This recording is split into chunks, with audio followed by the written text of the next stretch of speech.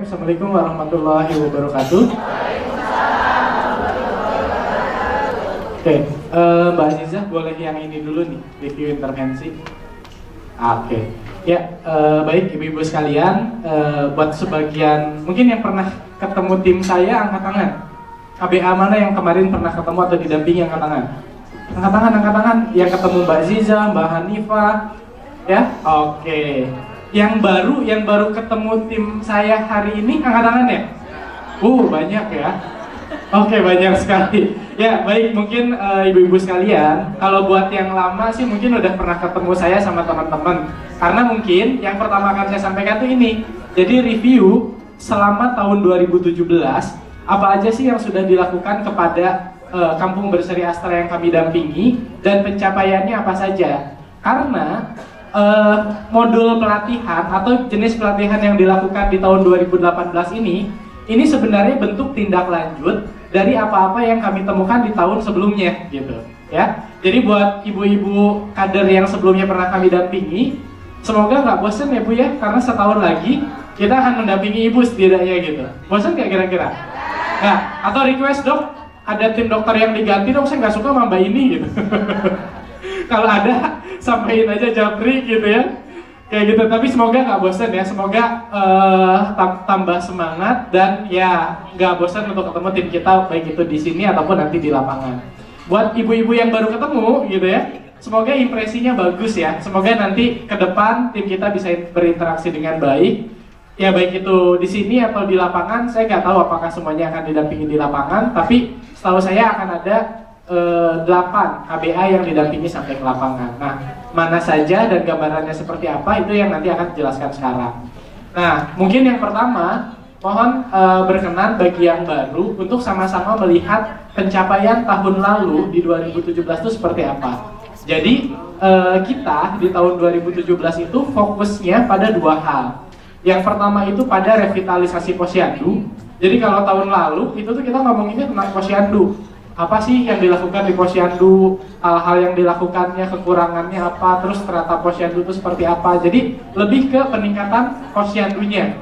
Itu yang tahun lalu kita lakukan sampai ke penilaian standar kompetensi kadernya. Jadi kalau tahun lalu ibu-ibu kader yang kami dampingi itu tuh ada ujiannya, ada tes tulisnya gitu. Jadi setelah dilatih ada lembar penilaiannya. Bahkan juga ada esainya, bahkan juga aktivitasnya kita nilai, berapa kali dia melakukan penyuluhan dan seterusnya. Nah, hasilnya seperti ini. Jadi, kalau tahun lalu kita melakukan beberapa pelatihan terpusat seperti ini. Jadi semua KBA ngumpul di satu tempat, kemudian kita bicara tentang beberapa hal seperti contohnya ini nih.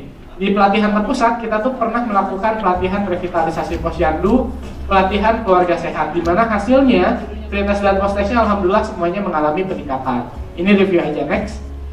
Yang selanjutnya juga itu tuh ada materi tentang peningkatan kapasitas medis. Jadi ibu-ibu kader dilatih tentang pertolongan pertama pada kecelakaan, dilatih juga tentang bagaimana peningkatan gizi keluarga. Itu pelatihannya terpusat, ya. Dan semuanya itu nilainya pun ketika diberikan pelatihan pengetahuannya bertambah. Ya, next lagi. Nah, pada saat itu di pelatihan di tahun 2017 semua KBA yang hadir diminta menuliskan apa masalah kesehatan, masalah non kesehatan dan rencana tindak lanjutnya setelah pelatihan itu akan seperti apa. Kemarin secara umum didapatkan data yang bisa ibu-ibu lihat di depan. Contoh masalah kesehatan yang ditemukan hampir di semua posyandu itu tuh adanya balita kurang gizi, anemia bumil, diare, KB, ASI eksklusif dan imunisasi. Kemudian masalah non kesehatannya kunjungan ke posyandu, sarana prasarana, kompetensi kader sama dana sehat. Dan dari berbagai pelatihan ibu-ibu semua tuh berencana untuk sharing informasi, melakukan penyuluhan, melakukan kunjungan rumah dan pengembangan dana sehat. Pertanyaannya adalah, sudah dilakukan atau belum? Apakah masalah-masalah ini masih ada atau enggak gitu? Karena kan sebelumnya di tahun kemarin, ibu-ibu menjelaskan atau menuliskan bahwa ada masalah ini. Dan untuk mengatasi masalah ini, ibu-ibu akan melakukan ini. Itu yang nanti akan kita evaluasi lagi di tahun 2018. Next. Nah, yang selanjutnya ini tentang gerakan masyarakat hidup sehat. Jadi di tiap kampung ada 1, 2, 3, 4, 5, 6 di tiap KBA. 6 KBA itu kita melakukan penyuluhan gerakan masyarakat hidup sehat dan dilihat perubahan pengetahuannya. Alhamdulillah semuanya meningkat pengetahuannya. Next. Nah, lalu kalau di tahun sebelumnya, ibu-ibu kader yang kita dampingi itu dilatih untuk menilai atau untuk menilai menggunakan kuesioner bagaimana cara menilai keluarga sehat di masing-masing warganya. Jadi kita melatih kader itu supaya bisa menilai 12 indikator keluarga sehat yang ada di keluarga. Dan akhirnya masing-masing kampung berseri Astra itu bisa ngumpulin kurang lebih 100 data di tiap keluarga. Nah, data yang ibu-ibu lihat ini tuh dapat dari 827 data yang diperoleh dari Kebonpala, Warakas, Lengkong Kulon, Depok, Ciganjur, Sunterjaya, Pasirluyu, dan Pramuka. Kemudian hasilnya kita olah datanya dan ternyata mayoritas warga di Kampung Berseri Astra di 8 tempat ini indeks keluarganya masih prasehat. Ya. Baik. Nah, masalahnya apa saja? Next lagi aja. Oh, back. Nah, ini jadi dari 510 data keluarga prasehat dan tidak sehat. Tadi kan mayoritas itu indeks keluarganya prasehat, ya kan? Diikuti oleh sehat dan tidak sehat. Nah, yang prasehat dan tidak sehatnya di jumlah total tuh dari 827 itu ada 510 data keluarga prasehat dan tidak sehat. Lalu kita pengen tahu apa sih yang bikin mayoritas keluarga itu tuh prasehat dan tidak sehat. Hasilnya ibu-ibu bisa lihat di sini nih. Yang paling tinggi nih yang ini Bu, 398 itu tuh berkaitan dengan merokok. Ya. Jadi di anggota keluarganya paling banyak masalah yang mengakibatkan keluarga itu jadi prasehat dan tidak sehat adalah merokok. Itu yang pertama. Kemudian yang kedua apa? Nih 247 itu berkaitan dengan KB. Ya, jadi ternyata masih banyak ya yang karena kan kalau di indikator keluarga sehat tuh di situ di keluarga itu ada pasangan usia subur atau enggak.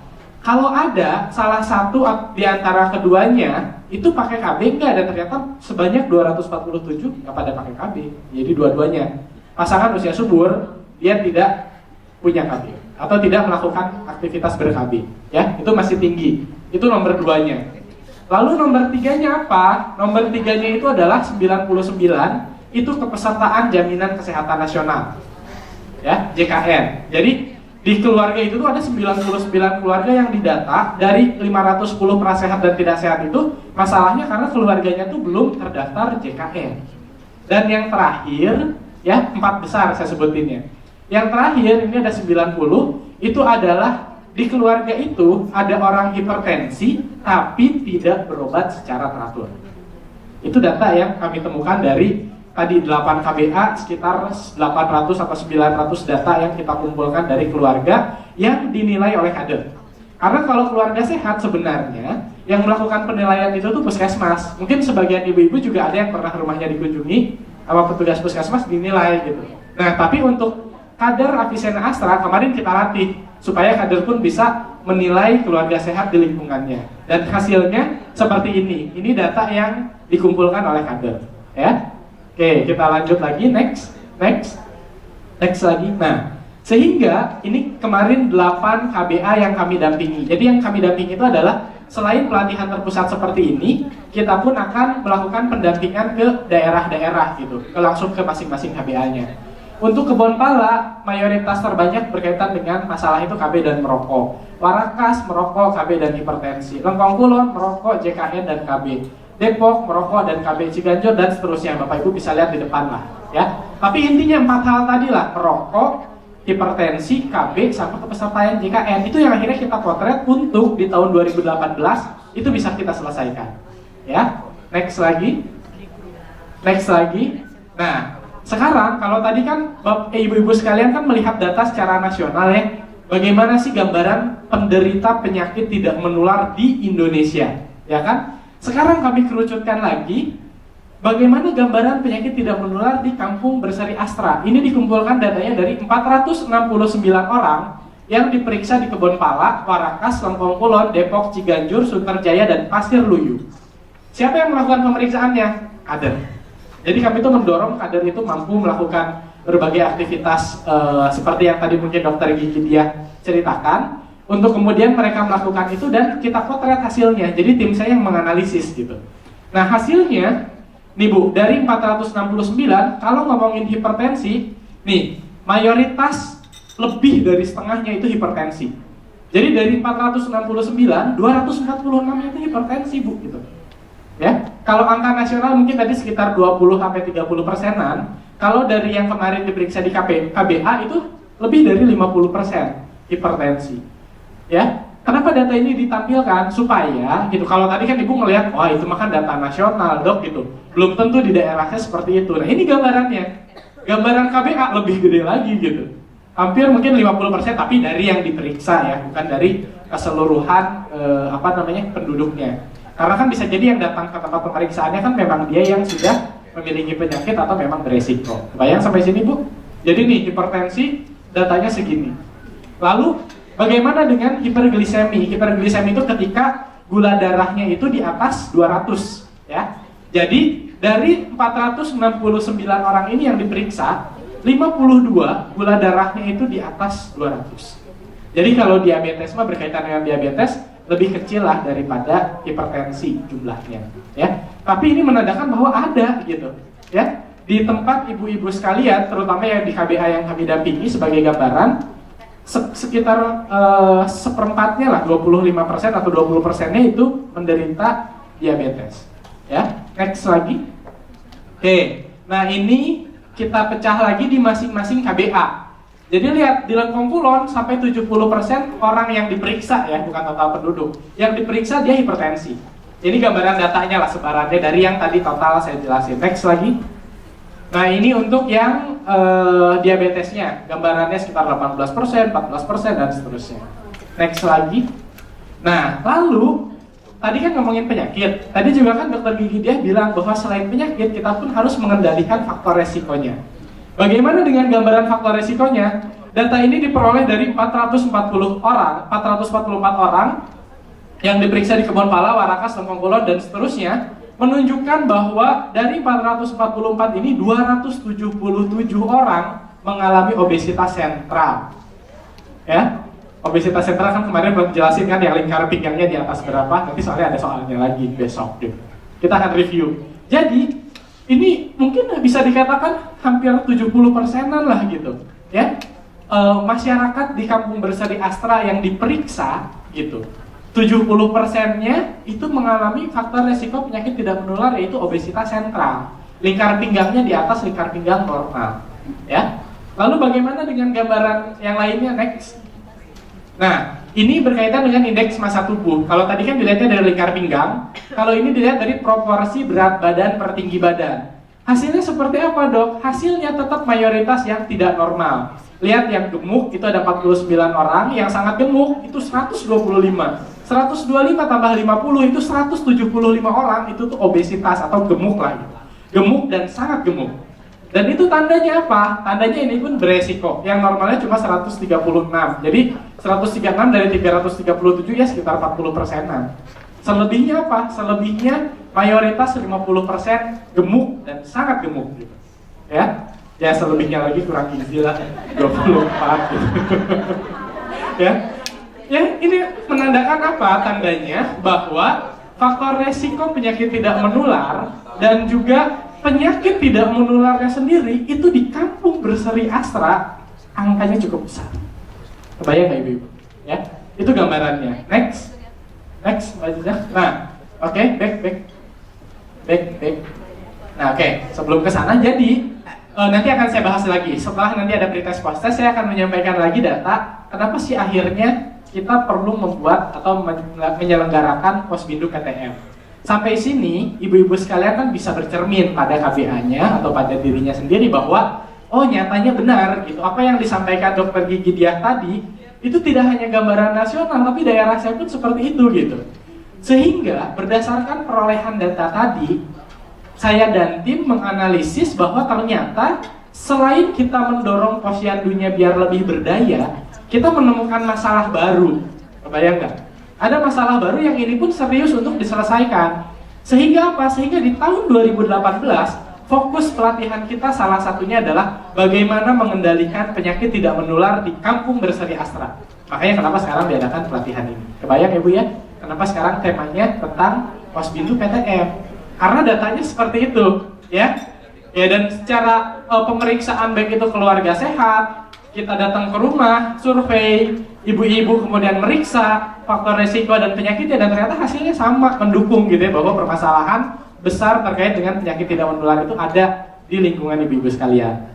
Nah, lalu selanjutnya, next, ini baru review yang tadi mungkin Bu Diah juga pernah sampaikan. Berkaitan dengan posyandu, nih ibu-ibu bisa lihat sendirilah di depan, bahwa kemarin goal kita di pelatihan tahun 2017 adalah goal kita bagaimana mendorong posyandunya itu naik kelas dari yang stratanya madya atau purnama atau pratama gitu. Bagaimana dia bisa naik kelas? Dan alhamdulillah 16 posyandu yang kita dampingi next semuanya naik kelas. Lihat, bisa dilihat seperti ini. Back, next lagi tuh. Jadi ini data yang tadi ditunjukin Bu Diah, bahwa dari yang tadinya ada 7 pratama, sekarang udah nggak ada pratama, naik kelas semuanya. Tapi ini dari 8 KBA yang kami dampingi, karena kan yang selebihnya kan tidak kami dampingi gitu. Nah, kalau buat ibu-ibu yang di KBA-nya itu, misalkan anak perusahaannya Astra, ya mungkin bisa ngomonglah ke perusahaannya gimana untuk bisa didampingi supaya strata posyandunya naik kelas gitu. Ya, karena ini kemarin kita dapat tugasnya di 8 posyandu yang kita dampingi gitu ya, seperti itu. Next lagi. Nah, selain strata posyandu, kita pun membuat adanya standar kompetensi bagi kader posyandu.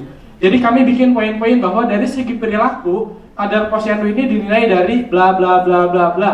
Kemudian dari pengetahuannya kita nilai dari pilihan ganda dan esai. Ini standar kompetensi yang kami buat untuk kader posyandu di tahun lalu. Yang kemudian hasilnya next. Nah, ini data yang ibu-ibu bisa lihat bahwa intinya dari data ini, sebelum kita dampingi dan setelah kita dampingi, standar kompetensi posyandu itu jadi meningkat nilainya. Next lagi. Nah, bahkan kita kan membagi standar kompetensi posyandu itu ada yang belum kompeten, muda, madya, dan utama. Bahkan yang sebelumnya mungkin yang utamanya itu masih 0, hampir semua 0, sekarang bisa jadi naik jadi ada 2 gitu ya, atau jadi ada 4, ada 2, dan seterusnya. Jadi berkaitan dengan standar kompetensinya pun kader itu mengalami peningkatan di tahun lalu. Tapi masih ada beberapa masalah dalam hal apa? Next lagi. Nah, back. Oke, next lagi. Nah, ini juga pilar kesehatan, ini bisa di skip lah. Next. Nah, ini juga kemudian kita kemarin itu minta untuk memotret balita gizi buruk, karena kan kalau ngomongin posyandu itu kan berkaitannya dengan gizi buruk ya. Karena kan berkaitannya lebih ke arah kesehatan ibu dan anak gitu kan. Dan kita potret ternyata masih banyak beberapa laporan dari posyandu itu yang memberikan data balita gizi buruk di masing-masing wilayahnya. Next terus, boleh aja next terus, ini memberikan gambaran aja. Next. Sunter yang paling banyak memberikan laporan. Next. Nah, kemudian kami juga mengajarkan di tahun lalu bagaimana ibu-ibu kader itu melakukan inovasi di posyandunya. Tercatat bahwa masing-masing kampung berseri Astra berencana akan melakukan inovasi ini gitu. Bagaimana pelaksanaannya itu yang nanti akan kita cek di pelatihan sekarang dan pendampingan yang akan dilakukan nanti. Next. Nah, ini juga kemarin kita mendata beberapa orang yang mau menjadi kader pembina. Kader pembina itu dalam artian dia setelah ini mampu menjadi perpanjangan tangan kita tim pelatih untuk melatih KBA-nya, bahkan KBA lain gitu. Dan kemarin ada yang dicari dan ditanyakan kesediaannya, dapat kurang lebih gambarannya seperti ini. Nah, tapi nama-nama yang ada di sini nanti akan kita review lagi. Standar kompetisi kadernya sudah sampai mana? Sudah sampai utama atau belum? Kalau belum sampai utama, ibu-ibu harus remedial dulu biar sampai utama baru dijadikan kader pelatih. Nah, untuk kemarin yang sudah menjadi kader utama tapi belum bersedia menjadi kader pembina, maka akan kami tanyakan lagi, bersedia nggak untuk jadi kader pelatih? Karena yang didorong menjadi kader pelatih itu yang standar kompetensi kadernya sudah utama, paling tinggi, ya, kayak gitu. Next. Nah, ini kemarin beberapa testimoni dari ibu-ibu kader yang mengikuti pelatihan terhadap tim kami yang turun ke lapangan. Next. Nah, tapi yang terakhir, next lagi coba lihat. Oke, balik ke yang ini, gambaran program. Nah, dijelasin ininya di sini aja. Sehingga apa? Berdasarkan data-data itu, coba di full screenin aja, dikecilin lagi aja. Terus. Nah, enggak, dibikin satu page. Oke. Nah, Jadi berdasarkan data-data yang kami temukan di tahun 2017, kami menyusun rencana intervensi Kampung Berseri Astra di tahun 2018. Apa saja itu? Next. Oke, next lagi. Nah, oke. Ibu-ibu sekalian bisa lihat. Jadi dari tahun 2017 kami menemukan ada 3 masalah besar yang ada di Kampung Berseri Astra. Yang pertama adalah masalah penyakit tidak menular. Seperti tadi ya, di keluarga sehat, hipertensi, merokok, kepesertaan JKN itu pun bisa jadi salah satu solusi pengendalian penyakit tidak menular. Ya, yang obesitas dan lain sebagainya yang tadi saya sebutin. Nih, masalah PTM ini masih banyak ditemukan di Kampung Berseri Astra dan bahkan jumlahnya boleh dikatakan amat besar. Ya. Yang kedua yang kami temukan, nih di sini coba bisa diperbesar lagi. Nih, permasalahan gizi balita. Jadi ada balita yang kurang gizi, stunting gitu, yang kerdil, yang pendek, yang puntet gitu. Terus ke atas masalah gizi. Nah, kemudian juga tadi ditemukan kan bahwa ada dewasa yang obes, ada wanita usia subur yang anemi, sama beberapa ibu masih belum melakukan cakupan ASI eksklusif dengan baik. Jadi ini permasalahan kedua yang kami temukan dari hasil pendampingan setahun di tahun 2017, masalah gizi. Dan yang terakhir, masalah kompetensinya, walaupun tadi standar kompetensi kader itu meningkat, tapi masih ada beberapa kompetensi yang kurang, terutama apa? Masalah penyuluhan. Ternyata di lapangan, kader-kader Posyandu Astra itu belum semuanya terampil melakukan penyuluhan. Karena mungkin yang melakukan penyuluhan cuma Ibu A lagi, Ibu A lagi, Ibu A lagi. Kebayang nggak? Kondisinya seperti itu. Sehingga apa? Ini yang akan menjadi concern kita untuk bagaimana semua kader Avicenna Astra dia harus mampu menjadi kader penyuluh. Itu yang akan kami dorong. Terus yang kedua, masalah tadi KB itu banyak bermasalah. Bisa jadi setiap kali penyelenggaraan Posyandu nggak pernah ada konseling KB dari kader, ya kan? Bisa jadi dari situ. Sehingga kami akan melakukan pelatihan konseling bagi ibu kader, terutama berkaitan dengan KB dan berkaitan dengan dana sehat. Karena apa? Karena mayoritas Posyandu yang kami dampingi di tahun 2017 banyak masalahnya itu pada dana sehat. Ya, benar nggak Bu? Ya, sehingga ini yang akan menjadi concern kita untuk tahun 2018. Nah, sebenarnya memang enaknya sih pelatihan di tahun 2018 ini diikuti oleh Posyandu-Posyandu atau KBA-KBM sebelumnya mengalami pembinaan. Karena kan jadi ada satu rangkaian gitu. Tapi untuk yang baru pun nggak apa-apa lah, karena ini pun kan sebenarnya universal bisa dipakai oleh siapapun. Tapi untuk yang peningkatan strata Posyandu dan standar kompetensi kadernya, yaitu mungkin harus ada pelatihan tersendiri buat ibu-ibu sekalian yang kemarin belum pernah ikut itu gitu. Jadi dibalik aja skemanya, ya. Nah, jadi berdasarkan ini maka dibuatlah 3 usulan besar pelatihan. Next. Nah, yang pertama adalah pelatihan berkaitan dengan Posbindu PTM. Yang kedua, pelatihan berkaitan dengan penanggulangan permasalahan gizi. Dan yang ketiganya, pelatihan lanjutan peningkatan kompetensi kader. Itu yang akan diselenggarakan dari bulan April sampai dengan Desember 2018.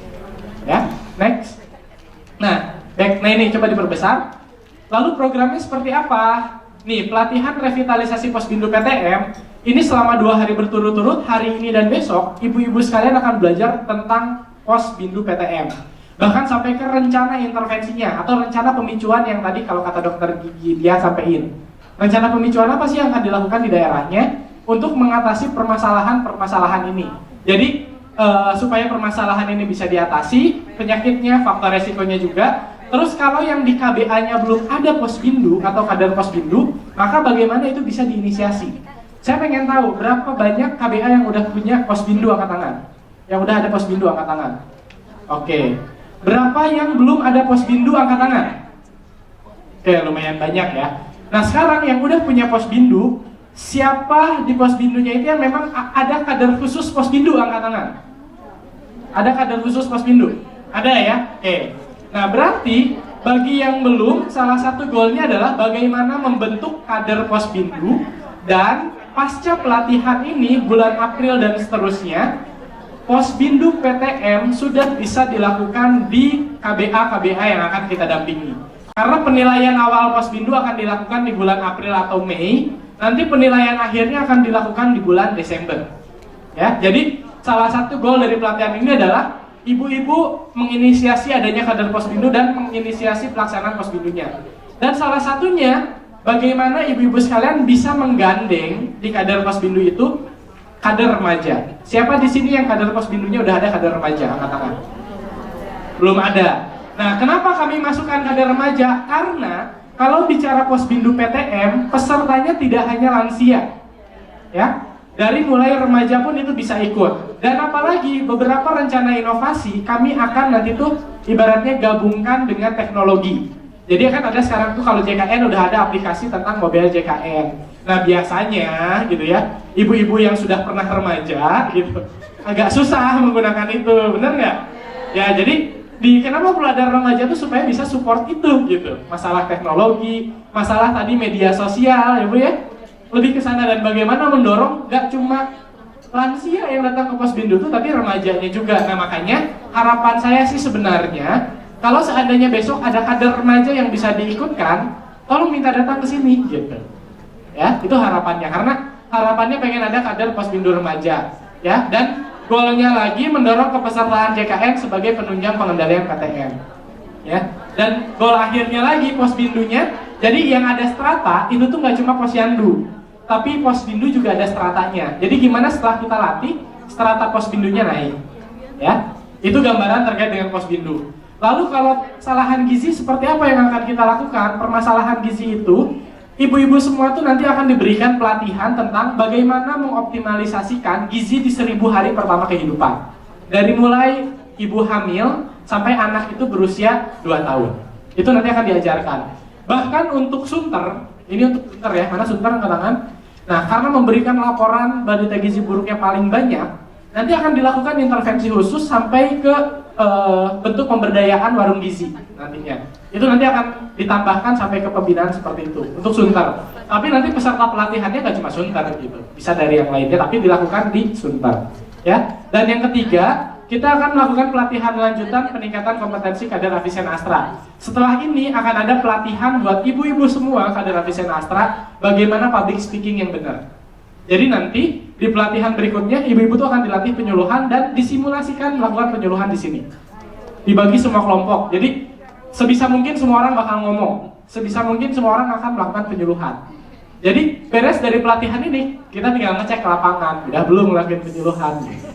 Ya, itu yang akan didorong. Jadi penyuluhan, konseling gitu ya, sama pelatihan dana sehat. Jadi begitu pulang dari sini yang belum mandiri nih, yang kemarin belum mandiri, itu bisa jadi Posyandu mandiri karena sudah ada dana sehatnya. Oke, next, terakhir, next. Nah, back nih. Target programnya apa? Rencana tindak lanjut terkait penyakit tidak menular, JKN, KB, dan dana sehat itu dilaksanakan. Terus ada kader penyuluh di masing-masing KBA. Terus status gizi buat di sunter nih terutama di atas 70%. Anak-anak yang tadi dilaporkan gizi buruk harus beres. Terus di sunter, bahkan selain kader Posbindu harus ada kader gizi khusus yang akan didorong untuk menyelesaikan permasalahan gizi di sunter. Terus juga peningkatan strata Posbindu dan terbentuk 15 kader pembina KBA dengan standar kompetensi utama. Itu yang akan kami dorong. Terakhir, nah ini metode pembinaannya ini akan kami lakukan. Jadi pelatihan terpusat itu seperti yang sekarang dilaksanakan. Ini akan diberikan materi-materi terkait dengan isu yang dihadapi. Dan yang kedua, materi ini akan banyak disampaikan oleh kader pembina dan tim fasilitator. Jadi besok terutama ada review tentang penggunaan alat screening penyakit tidak menular. Nanti yang akan diminta ngisi materi nanti oleh tim fasil, ibu-ibu yang pernah dilatih. Jadi siap-siap ya besok, ibu-ibu akan menjadi pemateri. Dan bahkan dalam proses diskusi pun nanti didorong 40% itu ibu-ibu kader yang aktif. Karena kan ibaratnya kita tuh kan pelatihan lanjutan. Jadi harusnya jangan tim saya yang banyak ngomong gitu, tapi ibu-ibu yang banyak bicara, memberikan materi kepada yang lainnya. Ya, itu akan didorong seperti itu. Terutama 8 KBA yang pernah kami dampingi, siap-siap ditunjuk ya. Tapi jangan sampai jadi besok nggak datang ya gara-gara itu. Payah banget gitu kalau gitu ya. Terus di pendampingan lapangan, nanti untuk beberapa KBA yang perlu didampingi sama Astra, nanti kami akan dampingi persis seperti tahun lalu dalam jangka waktu 1 tahun. Dan yang terakhir, implementasi rencana tindak lanjut, ya nanti dilihat sudah melakukan rencana tindak lanjut belum. Dan kader pembina yang tadi ditunjuk 15 orang utama itu, dia akan mendampingi tim fasilitator dalam melakukan monitoring dan evaluasi. Oke, paling seperti ibu-ibu sekalian karena waktunya sudah habis, tapi banyak yang perlu disampaikan. Tapi terbayang ya sejauh ini ke arah mana kita akan melangkah di tahun 2018 untuk bisa jauh lebih baik lagi dan mengatasi permasalahan 2017. Oke, paling itu dari saya. Terima kasih. Karena waktunya sudah habis, kita tidak ada tanya jawab ya Mbak Sela ya. Mungkin ditanyakan nanti di sesi berikutnya. Terima kasih sebelumnya. Akhirul kalam, wabillahi taufiq wal hidayah. Assalamualaikum warahmatullahi wabarakatuh.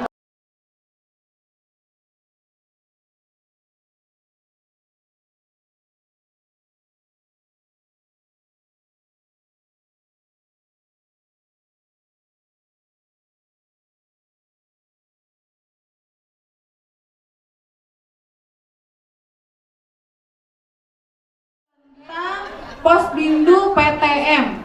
Ya, langsung saja materi pertama ini akan disampaikan kembali oleh Dr. Dani Ferdian. Kepada Dr. Dani kami persilahkan.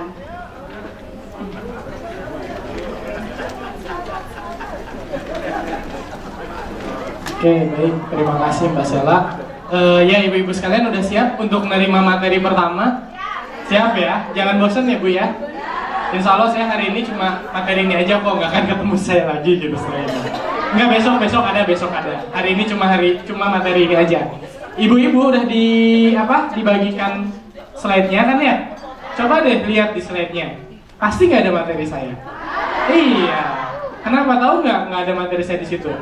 Supaya ibu-ibu fokusnya ke saya, bukan ke saya. Ya, karena gini Bu, yang saya sampaikan ini lebih ke arah latar belakang. Kenapa sih perlu ada Posbindu PTM? Yang sebenarnya sedikit banyak tadi juga sudah disampaikan oleh Dr. Diah juga sih gitu. Nah, tapi sekarang mungkin saya akan coba dikaitkan dengan KBA-nya lah ya. Oke, yang pertama ibu-ibu sekalian, karena tidak ada di slide-nya, maka ibu-ibu boleh lihat ke slide di depan dan mencatat di bagian belakang yang kosongnya. Dan sebenarnya yang akan saya tampilkan itu lebih banyak ke data, bukan ke materi gitu. Jadi ya tinggal nyimak aja lah ya. Oke, pertama mungkin saya pengen menunjukkan ke ibu-ibu sekalian, ada satu paragraf seperti ini bentuk ya. Nih, disebutkan bahwa masalah kesehatan masyarakat yang dihadapi saat ini adalah makin meningkatnya kasus penyakit tidak menular. Namanya juga penyakit tidak menular ya. Apa sih penyakit tidak menular itu? Penyakit tidak menular itu adalah penyakit yang tidak atau bukan disebabkan oleh infeksi kuman atau bakteri. Ya. Jadi kalau TBC itu menular. ISPA itu menular gitu ya. Terus HIV gitu ya, itu menular. Jadi kalau yang dinamakan penyakit tidak menular itu apa? Ya penyakit-penyakit yang diakibatkan oleh bukan karena virus, bakteri, kuman dan lain sebagainya. Sehingga apa? Sehingga kalau ibu deketan gitu ya, itu tuh gak akan nular dari satu ke yang lainnya. Jadi orang hipertensi salaman sama orang hipertensi, nggak akan tuh yang disalaminnya jadi hipertensi gitu. Ya, kecuali habis salamin ibu maki-maki gitu ya. Nah itu bisa. Jadi tapi intinya menularnya bukan karena langsung kontak dan lain sebagainya, itu bukan seperti itu ya. Atau akibatkannya bisa jadi juga oleh penyakit kronis degeneratif. Apa sih penyakit kronis degeneratif tuh? Penyakit yang berlangsung lama dan biasanya berkaitan dengan usia. Jadi kan memang trennya kadang gitu ya, usia tua, lansia gitu ya, itu tuh kadang muncul. Karena kan sesuai dengan apa ya, namanya sel-sel itu kan ada penuaan ya Bu ya. Jadi ketika penuaan tersebut fungsinya berkurang, dia punya genetik juga, apalagi ketika dulunya gitu ya, di orang tua atau di keluarga, dan di satu sisi gitu pola hidup tidak baik, maka itu muncul. Jadi munculnya itu seiring dengan waktu bertambahnya usia gitu, dan atau dalam jangka waktu yang lama. Contohnya penyakit kronis degeneratif itu apa? Ini nih Bu ya, jantung, diabetes mellitus, kanker, atau penyakit paru obstruktif kronis.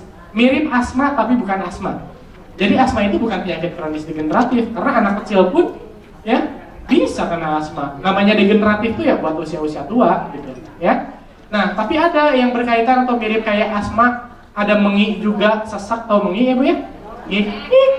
Mengek gitu ya kalau bahasa awamnya. Itu ada PPOK. PPOK ini terjadi pada orang-orang yang sudah lama merokok. Ya. Jadi gara-gara merokok, dia itu terjadi peradangan paru secara kronis. Jadi mirip asma, tapi ini mah diakibatkannya oleh rokok dan berlangsung terus-menerus. Jadi orang yang sudah terkena penyakit paru obstruktif kronis, itu tuh biasanya nggak akan sembuh, tapi ya bisa dikontrolnya dengan obat. Begitu ada pemicu muncul lagi gitu. Dan biasanya kalau dilihat, kalau kita dokter gitu ya ngelihat, kalau badan kita Bu sebenarnya paru-paru ya, badan atas itu tuh bentuknya kurang lebih gini lah, oval, lonjong ya. Nah kalau orang-orang yang merokok dalam jangka waktu lama, apalagi dengan jumlah rokoknya tuh yang seharinya berapa bungkus, lama-lama si paru-parunya itu dia tuh akan membesar seolah seperti gentong, tahu ya, drum, bulat gitu. Jadi kalau orang normal bentuk anatomi tubuhnya tuh kayak gini, lonjong lah kasarnya ya. Nah tapi kalau orang PPOK, dia bentuk paru-parunya, bentuk dadanya itu tuh akan seperti drum. Bentuknya lebih ke barrel chest kalau bahasa Inggrisnya, jadi lebih besar gitu. Kenapa? Karena terjadi proses paru obstruktif kronis ini gitu ya. Beda dengan TBC, kalau TBC karena kuman ya, jadi kalau orang TBC batuk depan ibu bisa jadi ibu ketularan gitu TBC. Tapi kalau PPOK dia mau batuk mau apa nggak akan nular ke ibu gitu ya. Mirip asma, mirip banget sama asma lah, boleh dikatakan seperti itu keluhannya. Tapi dia terjadi pada orang-orang yang sudah lama merokok, itu PPOK ya. Jadi kalau asma nggak masuk ya. Dan yang termasuk juga ke dalam penyakit tidak menular tuh ini Bu, gangguan akibat kecelakaan dan tindak kekerasan. Contoh orang kecelakaan lalu lintas, anak jatuh dari tangga dan lain sebagainya, itu pun masuk penyakit tidak menular. Bahkan gangguan mental atau kejiwaan itu pun masuk penyakit tidak menular. Ya, dan jumlahnya tuh ini sekarang sangat tinggi. Ya, dan bahkan angka kematiannya itu tuh terus meningkat Bu. Dari tahun 1990-an dari 41,7%, di tahun 2000-an jadi 59,5%. Dan kayak tadi disampaikan oleh Dr. Diah juga bahwa ternyata dari 100 penderita PTM, 70 orang tuh nggak sadar kalau dirinya tuh punya penyakit tidak menular. Kayak gitu. Jadi dari 100 orang, 70 tuh sakit, mengalami penyakit tidak menular. Tapi dia tuh nggak sadar kalau dirinya sakit. Kenapa bisa kayak gitu? Karena nggak ada gejala. Bisa kan? Nggak ada gejala. Karena apalagi dia nggak pernah cek ke dokter atau ke Posbindu PTM gitu ya, nggak pernah cek. Atau dia yang ada gejala pun kadang nggak mau cek. Kenapa? Alasannya takut ketahuan saya sakit apa. Bener nggak? Ya kan? Itu yang terjadi gitu. Padahal kalau dia tahu dia sakit apa dan dalam stage yang masih ringan, recovery-nya atau bahkan ibaratnya penanggulangannya akan jauh lebih baik. Dibandingkan ketika akhirnya udah repot gitu ya, dia baru periksa, baru ketahuan dia punya penyakit tidak menular, biaya pengobatannya lebih tinggi dan ibaratnya gejala-gejala yang ditimbulkannya akan lebih parah. Ya tapi kondisinya di masyarakat kita gitu ya. Jadi ya nggak ada keluhan gitu, jadi ya ngapain saya periksa? Ada keluhan, ngapain periksa? Nanti saya takut dong ketahuan kalau saya diabetes gitu. Kalau saya dapat hipertensi itu kan kata orang harus minum obat seumur hidup, serem gitu. Ya bisa kayak gitulah. Ya makanya kenapa ibu-ibu didorong untuk bikin Posbindu PTM, salah satunya untuk mengatasi itu. Dan kenapa tadi pun ibu-ibu harus bisa jadi kader penyuluh, karena gimana mau bisa meyakinkan orang untuk mau periksa kalau kemampuan ngomongnya aja pun bermasalah gitu. Ketika ketemu orang, Bu periksa ya kenapa? Karena ya gitulah kata dokter Dani gitu. Ya akan nyambung atau Bu gitu ya. Jadi harus bisa meyakinkan, harus bisa menjelaskan, harus bisa konseling gitu. Ya, itulah kenapa didorong di pelatihan-pelatihan ini. Nah kayak gitu Bu, jadi 70 orang itu dia nggak menyadari dari 100 orang itu gitu. Ya, seperti itu loh gambarannya. Dan faktor resikonya nanti juga akan dijelasin, meliputi merokok, kurang aktivitas fisik, diet, dan sebagainya yang sebelumnya juga diceritain. Ya. Nah, ini saya pengen nunjukin ada yang namanya transisi epidemiologi. Apa sih transisi epidemiologi itu? Intinya perubahan pola penyakit yang terjadi dari tahun 1990 sampai 2015. Kalau ibu-ibu sekalian lihat di tahun 1990, mayoritas penyakit yang ada di Indonesia itu penyakit menular. Nih lihat nih, 56% itu penyakit menular. Sisanya penyakit tidak menular dan ini. Ya salah satunya apa? TBC, malaria, demam berdarah, dan seterusnya. Paling banyak yang penyakit menular. Masuk ke dekade 2000-an, itu tuh paling banyak penyakit tidak menular, 49%. Masuk lagi ke tahun 2010, 10 tahun kemudian, penyakit tidak menularnya naik jadi 58%. Ya, dan 2015 pun sama lah segitu. Tapi trennya ke sini di tahun 2015-an itu, lihat Bu, cederanya lebih tinggi. Cedera tuh kayak misalkan KRL, jatuh, ya, ibaratnya kecelakaan lah. Kecelakaan itu lebih tinggi. Ya, kenapa? Karena bisa jadi, lihatlah sekarang anak-anak usia berapa udah ke jalan bawa motor, ya kan? Sekarang juga ibu-ibu, tadi ada power of emak-emak gitu, bawa motor metik, belok kanan, sen kiri gitu. Ya kan? Atau bahkan di video yang sempat viral, di tengah jalan, telepon berhenti gitu. Ya, the power of ibu-ibu gitu. Salah satu menimbulkan resiko cederanya lebih tinggi. Ya karena kan sekarang tuh gini, teknologi berkembang, ya kan? Model transportasi ya, ibaratnya motor juga lebih murah, gitu kan? Terus juga anak-anak, ya itulah gaya-gayaan dan didukung oleh orang tuanya, gitu. Jadi, ya trennya semakin kesini tuh, cedera tuh meningkat juga, gitu. Ya PTM-nya tetap tinggi, penyakit tidak menular masih ada dan cukup banyak, gitu, 30% gitu. Dan bahkan Bu, ini berdasarkan penelitian yang dilakukan oleh kita di Unpad, saya dosen Unpad Bu, kedokteran, dan melakukan beberapa riset. Di tahun 2030 ke sana, bahkan si PTM-nya ini, kalau yang sekarang itu kan paling banyaknya itu tentang hipertensi, ya kayak gitu ya, diabetes, stroke. Nanti itu akan bergeser ke arah penyakit gangguan jiwa, 2030 ke sana. Gangguan jiwa dan adiksi. Adiksi itu termasuk apa? Adiksi terhadap rokok, terhadap gadget, gitu ya, atau terhadap apapun lah, tontonan dan lain sebagainya. Jadi adiksi itu nanti akan meningkat di tahun 2030-an sekian gitu. Ya, itu tantangan juga gitu, tapi kita belum masuk ke sana. Yang dihadapi sekarang lebih ke penyakit tidak menular seperti hipertensi, stroke dan sebagainya. Coba ibu-ibu lihat, ini perubahan beban penyakit di tahun 1990 sampai ke 2015. Awalnya beban penyakit paling besar di tahun 1990-an tuh ISPA, tuberkulosis, diare, ya Bu ya, penyakit-penyakit menular. Di tahun 2010-an, stroke naik ke nomor 1, kecelakaan lalu lintas naik ke nomor 3. Nih, depresi, nyeri pinggang, penyakit jantung pada naik, penyakit tidak menular pada naik. Di tahun 2015, naik lagi gitu, stroke tetap nomor 1. Jadi di tahun 2015, beban penyakit paling besar, bukan kanker Bu, tapi stroke gitu. Ya, kanker tuh memang sih dari segi penyakit kan ibaratnya nggak bisa sembuh dan bebannya besar, tapi kan jumlahnya nggak lebih banyak dari stroke. Jadi kalau diakumulasikan, beban paling tinggi itu di tahun 2015 tuh stroke. Lihat nih, kecelakaan lalu lintas naik Bu, dari nomor 2-nya TB, sekarang kecelakaan lalu lintas. TB aja sekarang di nomor 6, karena penyakit jantung naik, diabetes naik, ISPA ya naik lagi, depresi tinggi. Jadi di tahun 2015 ya, di tahun sekarang lah 2015 ke sini, terjadi pergeseran penyakit. Kalau yang paling banyak dihadapi oleh masyarakat kita itu penyakit tidak menular gitu. Kebayang sampai sini Bu? Jadi ibu-ibu sekarang, kenapa saya dorong untuk mendirikan atau menginisiasi Posdindu PTM? Karena tantangannya besar Bu, gitu ya, PTM Bu. Nih kita lihat lagi Bu, ya. Nih 3 dekade terakhir atau 30 tahun terakhir, jumlah kematian karena PTM itu tuh kurang dari 8 juta jiwa waktu di tahun 90-an. Di tahun 2010 itu naik hampir 4 kali lipatnya jadi 36,1 jiwa atau 63% dari total kematian itu karena penyakit tidak menular.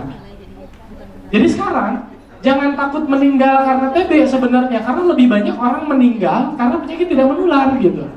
Ya.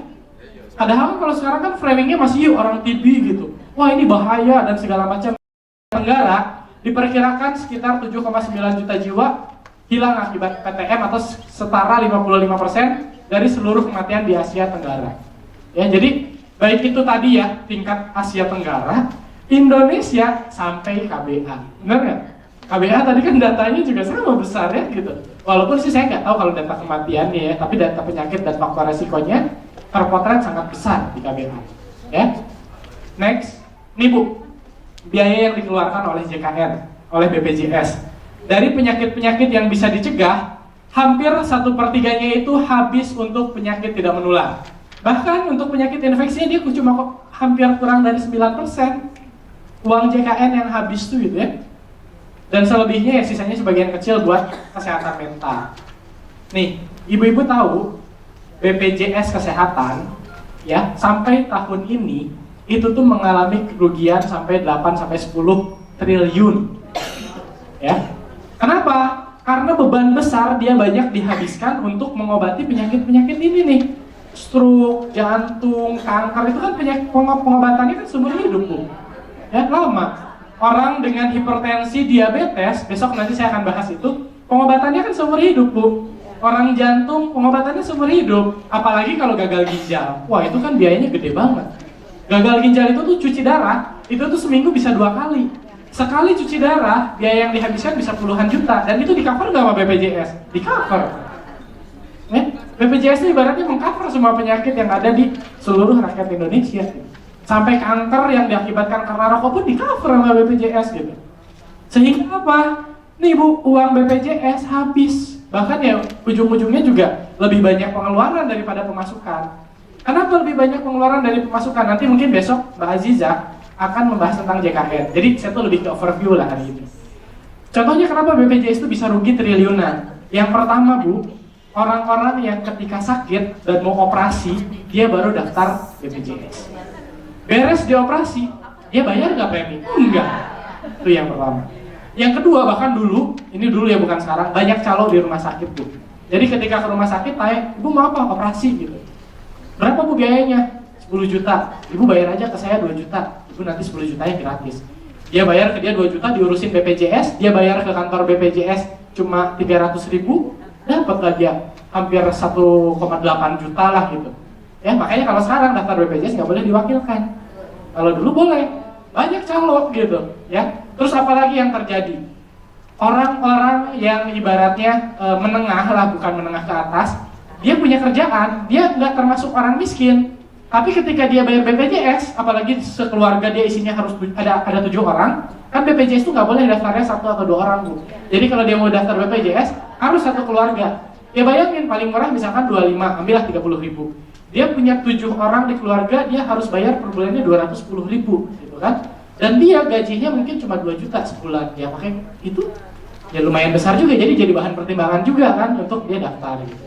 Jadi banyaklah permasalahan BPJS, makanya kenapa salah satu yang didorong untuk BPJS itu adalah meningkatkan jumlah kepesertaan. Karena apa? Karena kalau seluruh masyarakat Indonesia dia terdaftar dan mau bayar iuran secara teratur, subsidi silangnya jalan, BPJS nggak akan bangkrut gitu, kasarnya kayak gitu Bu. Ya, makanya kan sekarang tuh soalnya apa? Banyak loh orang-orang yang belum terdaftar BPJS gitu. Saya nggak tahu apakah ibu-ibu di sini pun masih ada keluarganya yang belum terdaftar, ya bisa jadi seperti itu. Jadi BPJS bangkrut karena penyakit-penyakit ini dan iuran dari seluruh masyarakat Indonesia tidak berjalan dengan baik gitu. Padahal targetnya 2019 semua penduduk Indonesia tercover BPJS. Ya, itu gambarannya Bu. Nih lihat Bu, ini penelitian yang dilakukan oleh BPJS. Penyakit-penyakit tidak menular tadi trennya dari tahun 2014, 15, 16 semakin meningkat. Diabetes lihat Bu, trennya naik.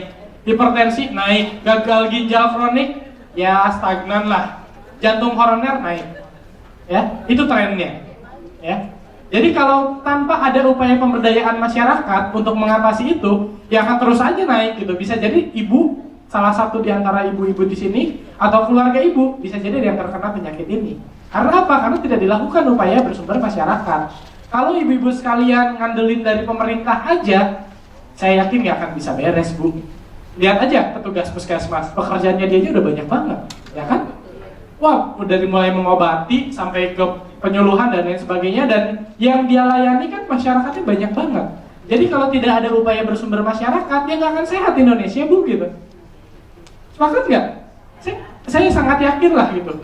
Kalau cuma dikerjakan oleh pemerintah dan tenaga kesehatan, nggak akan bisa Bu. Tenaga kesehatan itu cuma berapa persen sih dari penduduk Indonesia, ya kan?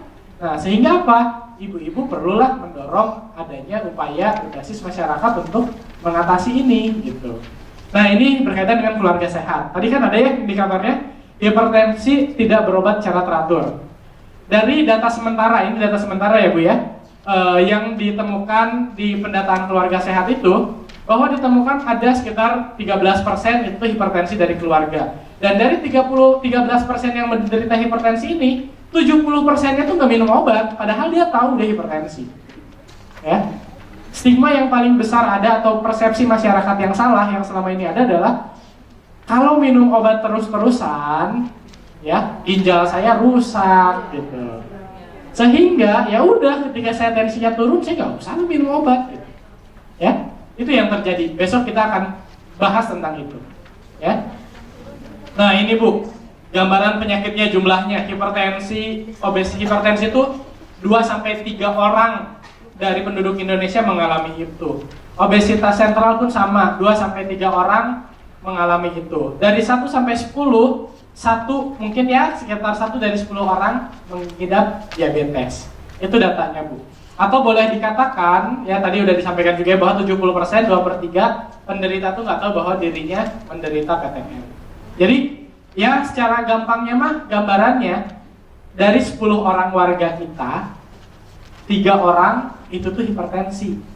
Ya, 1 dari 10 orang itu diabetes. Ya, itu kalau nggak ditanggulangi, ya mungkin angkanya akan semakin naik lagi. Ya. Dan kalau bicara tentang tadi penyebab kematian dan lain sebagainya, selama ini kan kalau dulu-dulu kan mikir ya, wah kalau orang sakit jantung, orang kena stroke, orang kena kanker, ya terutama jantung dan stroke lah, itu mah penyakit orang kaya gitu.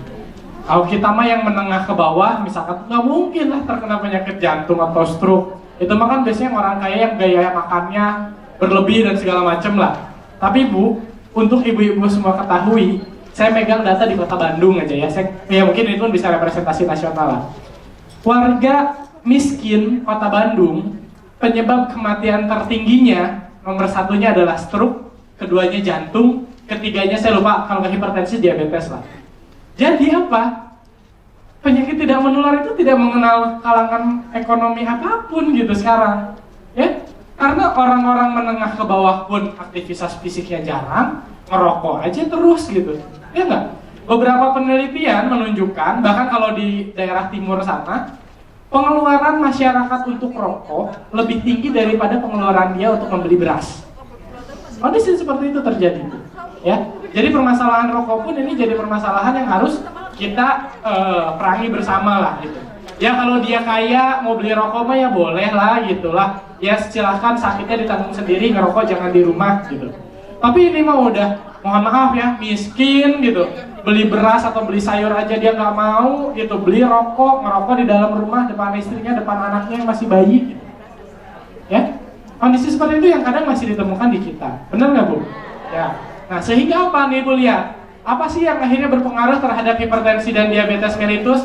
Ya nggak bisa dipungkiri ya bahwa faktor usia itu berpengaruh, bahwa faktor pendidikan, ekonomi itu pun berpengaruh. Ya kalau dari perilakunya, makanan yang nggak sehat, penggunaan rokok gitu ya, aktivitas merokok, aktivitas fisik yang kurang gitu, sehingga menyebabkan obesitas, diabetes, kolesterolnya tinggi, ujung-ujungnya penyakitnya apa? Serangan jantung, stroke, gagal jantung, sama gagal ginjal.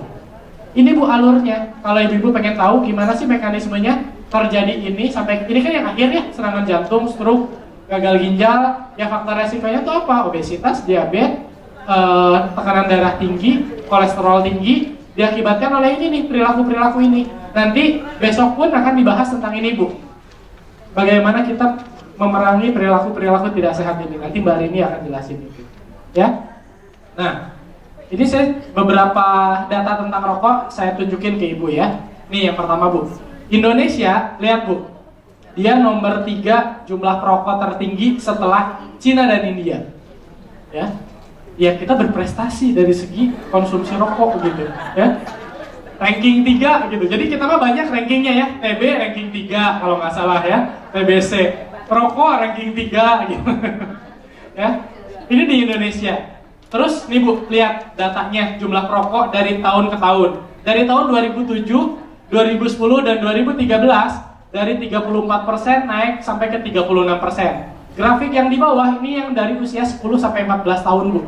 Anak-anak kita mungkin Bu ya. Usia 10 sampai 14 tahun, lihat dari yang tahun 1995 sampai 2013 yang tadinya cuma 8,9% naik jadi 9, 11, jadi 17 dan sekarang 18. Usia merokok di anak-anak muda pun sekarang semakin tinggi gitu. Itu permasalahan yang kita hadapi gitu. Terus yang tadi juga disebutkan, kurang aktivitas fisik, 26,1% penduduk kurang aktivitas fisik. Dia nggak mau mendeteksi dini penyakitnya, dan tadilah kurang konsumsi buah dan sayur sebanyak 93,5%. Ya, nah sehingga apa Bu? Ada sebuah mekanisme yang didorong untuk bisa mengendalikan permasalahan penyakit tidak menular yang besar tadi. Caranya seperti apa? Lihat Bu, ya. Nih, puskesmas tentu itu jadi tugasnya dia dengan meningkatkan kualitas layanan primer, mendorong kepesertaan JKN. Karena apa? Penyakit-penyakit berkaitan dengan tidak menular itu pengobatannya kan seumur hidup. Jadi kalau dia nggak terdaftar sebagai peserta asuransi, bisa jadi dia putus obat di tengah-tengah gitu, ya. Bisa jadi kalau dia putus obat, biayanya lebih tinggi lagi kalau sudah serangan jantung, stroke dan sebagainya. Jadi ini yang dilakukan oleh puskesmas. Yang 1/3 ini yang ibaratnya dia udah tahu kalau dia punya sakit itu, dan makanya dia datang ke puskesmas dan akhirnya didorong jadi kepesertaan BPJS. Ini skema dalam penanggulangan permasalahan tidak menular di Indonesia ya. Yang keduanya, nih puskesmas pun tentu akan melakukan kegiatan proaktif menjangkau sasaran. Jadi selain yang 1/3 ini yang dia memang sudah datang ke puskesmas itu akan mendorong 2/3 lainnya yang ibaratnya dia nggak tahu kalau dia tuh punya penyakit tidak menular. Tadi kan disebutin ya Bu ya, bahwa justru 2/3 itu tuh nggak tahu, atau 70% dia tuh nggak tahu kalau dia punya penyakit tidak menular. Makanya puskesmas yang proaktif melakukan pendeteksian dan kemudian pun mendorong terhadap JKN. Itu tugas puskesmas. Lalu apa yang dilakukan oleh masyarakat? Ini Bu, jadi sebenarnya puskesmas pun mendorong penanggulangan faktor resiko itu melalui pemicuan tokoh masyarakat atau kader. Nah inilah ibu-ibu yang ada pada agent of change tadi, atau agen perubahan lah di masyarakat. Dan itu pun yang sebenarnya sedang kita lakukan. Kita dan tim Astra pada saat ini tuh dalam fase ini Bu, dalam tahap ini. Jadi ibu-ibu sekarang semuanya sedang ada dalam tahap ini. Jadi kami sedang melakukan pemicuan kepada ibu-ibu kader, tokoh-tokoh yang ada di tengah masyarakat untuk bisa menjadi bagian dari penanggulangan permasalahan penyakit tidak menular itu lewat upaya berbasis kesehatan masyarakat. Jadi kita sedang ada di posisi ini ya Bu ya, karena yang ini dan yang ini itu dilakukan oleh puskesmas. Seperti apa sih polanya? Nah ini Bu, bagaimana cara menanggulangi penyakit tidak menular di Indonesia gitu. Jadi Dinas Kesehatan, puskesmas pasti melakukan fungsinya. Tapi yang tadi saya katakan, kalau ini saja yang bergerak, itu tuh tidak akan beres masalahnya. Sehingga perlu ada agen-agen perubahan di masyarakat. Kegiatannya nanti ngapain? Yang pertama kan dia melakukan pemetaan perilaku beresiko nantinya. Yang pertama kita lakukan sekarang itu pemicuan. Jadi ini Bu, yang kita lakukan pemicuan kan. Jadi memicu ibu-ibu tahu bahwa ternyata datanya di kita, di Indonesia, internasional sampai di KBA, datanya tuh seperti ini loh Bu, terkait dengan penyakit tidak menular. Potensi kerugian dan kematiannya seperti ini loh Bu gitu. Dorongannya apa? Supaya ibu-ibu tuh terpicu dulu kan gitu. Oh iya nih, sama-sama ngeh, sama-sama sadar bahwa ada masalah besar yang harus kita selesaikan. Itu tahapan ini yang kita lakukan Bu. Nah nanti kita pun akan melakukan ini Bu, membuat rencana aksi pemicuan di masyarakat. Jadi kan ibu-ibu kita picu nih, kita berikan pemicuan oleh tim kita. Nah nanti ibu-ibu yang akan melakukan pemicuan di tengah-tengah masyarakat. Itu pun yang nanti akan dilakukan di 2 hari pelatihan ini. Jadi besok ibu-ibu akan melakukan rencana tindak lanjut pemicuan di masyarakat untuk mengatasi permasalahan-permasalahan PTM itu seperti apa sih? Itu yang besok akan dikerjakan. Rencana apa yang akan kita buat sih setelah pulang dari pelatihan ini? Ya mungkin yang paling dekat, yang paling gampang kan bisa jadi, oh yang belum ada Posbindu, makanya sekarang harus ada Posbindu. Gitu ya. Oh yang belum ada kader khusus Posbindu, ya dari mulai sekarang dibagi tugas lah, sok ibu yang Posyandu, saya yang Posbindu gitu. Kenapa? Kenapa kalau bisa dipisah? Ya ibu-ibu sadar lah Bu. Kalau ibu-ibu tuh kalau ngomongin Posyandu dan Posbindu, ibu-ibu sedang menghadapi atau mencoba menyelesaikan 2 permasalahan besar bangsa ini. Yang pertama masalah gizi masyarakat dan kesehatan ibu, yang itu pun sangat-sangat susah, ya enggak? Dan yang kedua, masalah pengendalian penyakit tidak menular yang itu pun sangat-sangat sulit gitu.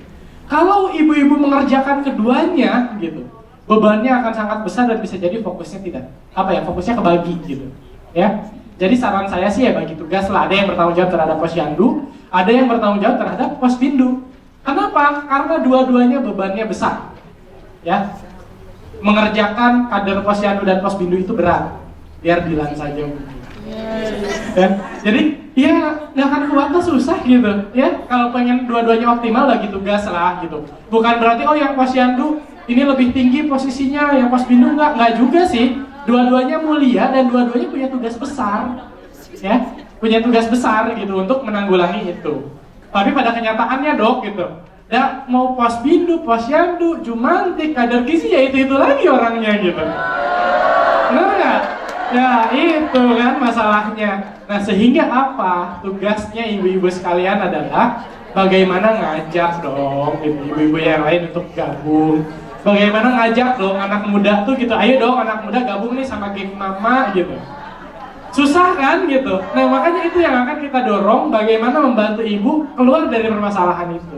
Ya, kayak itu. Jadi nanti ketika di lapangan, dok susah nih nyari kader, coba tanya ke Mbak Hanifah, Mbak Rini atau Mbak Azizah gitu, nanti gimana nih caranya, atau kalau enggak coba undang dulu mereka, nanti biar Mbak Hanifah, Mbak Azizah yang akan ngomong dan segala macamnya. Jadi intinya mulai dari sekarang coba kita lakukan kaderisasi terhadap agen-agen perubahan yang ada di masyarakat.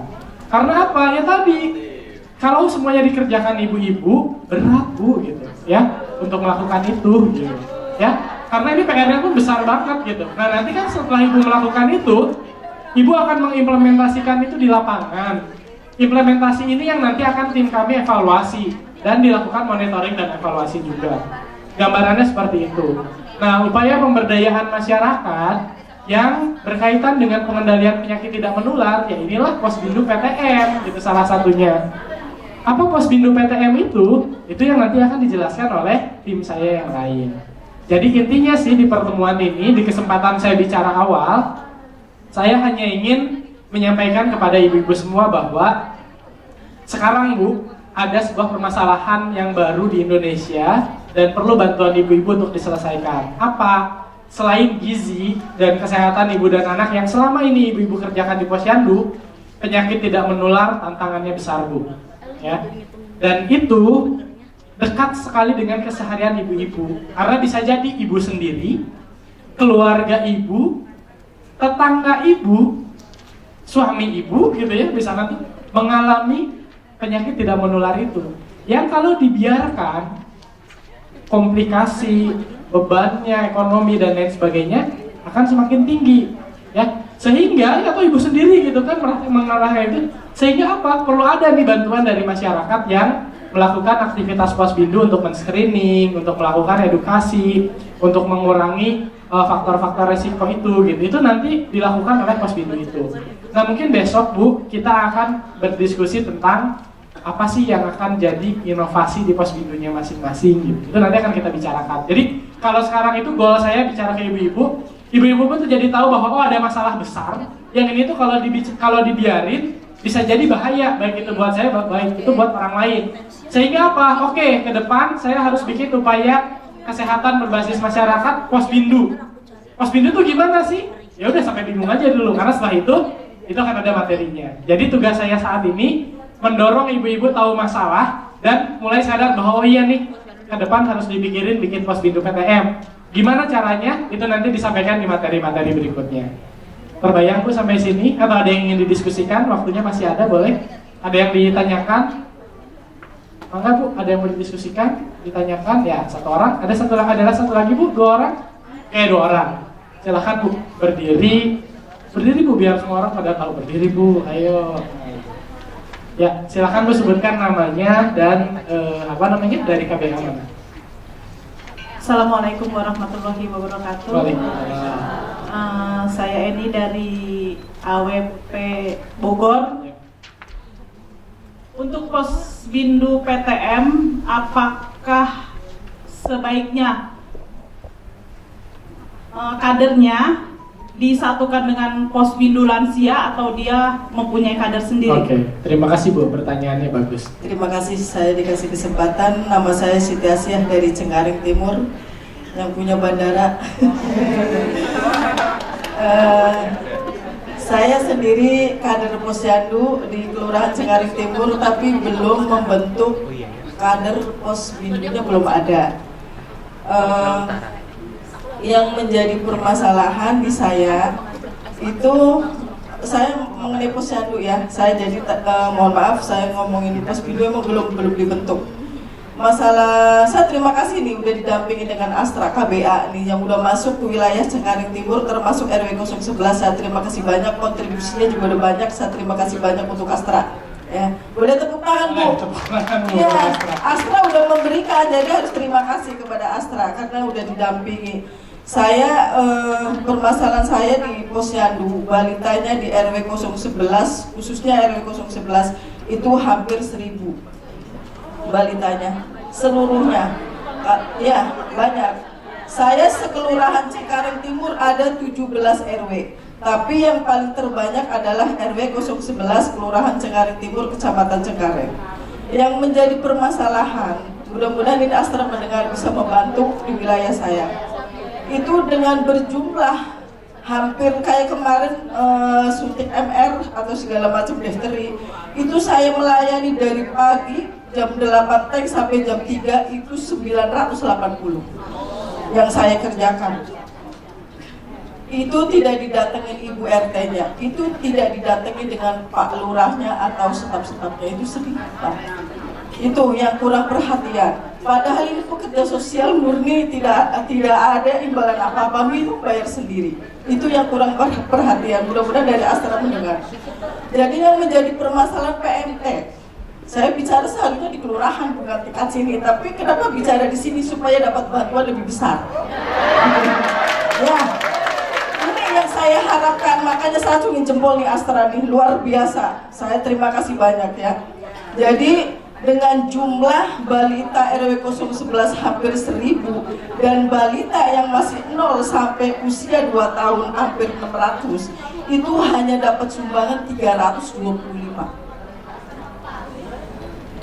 Bayangin aja, saya minta sama ibu balitanya 2000, nggak boleh. Katanya itu kerja sosial nggak boleh meminta.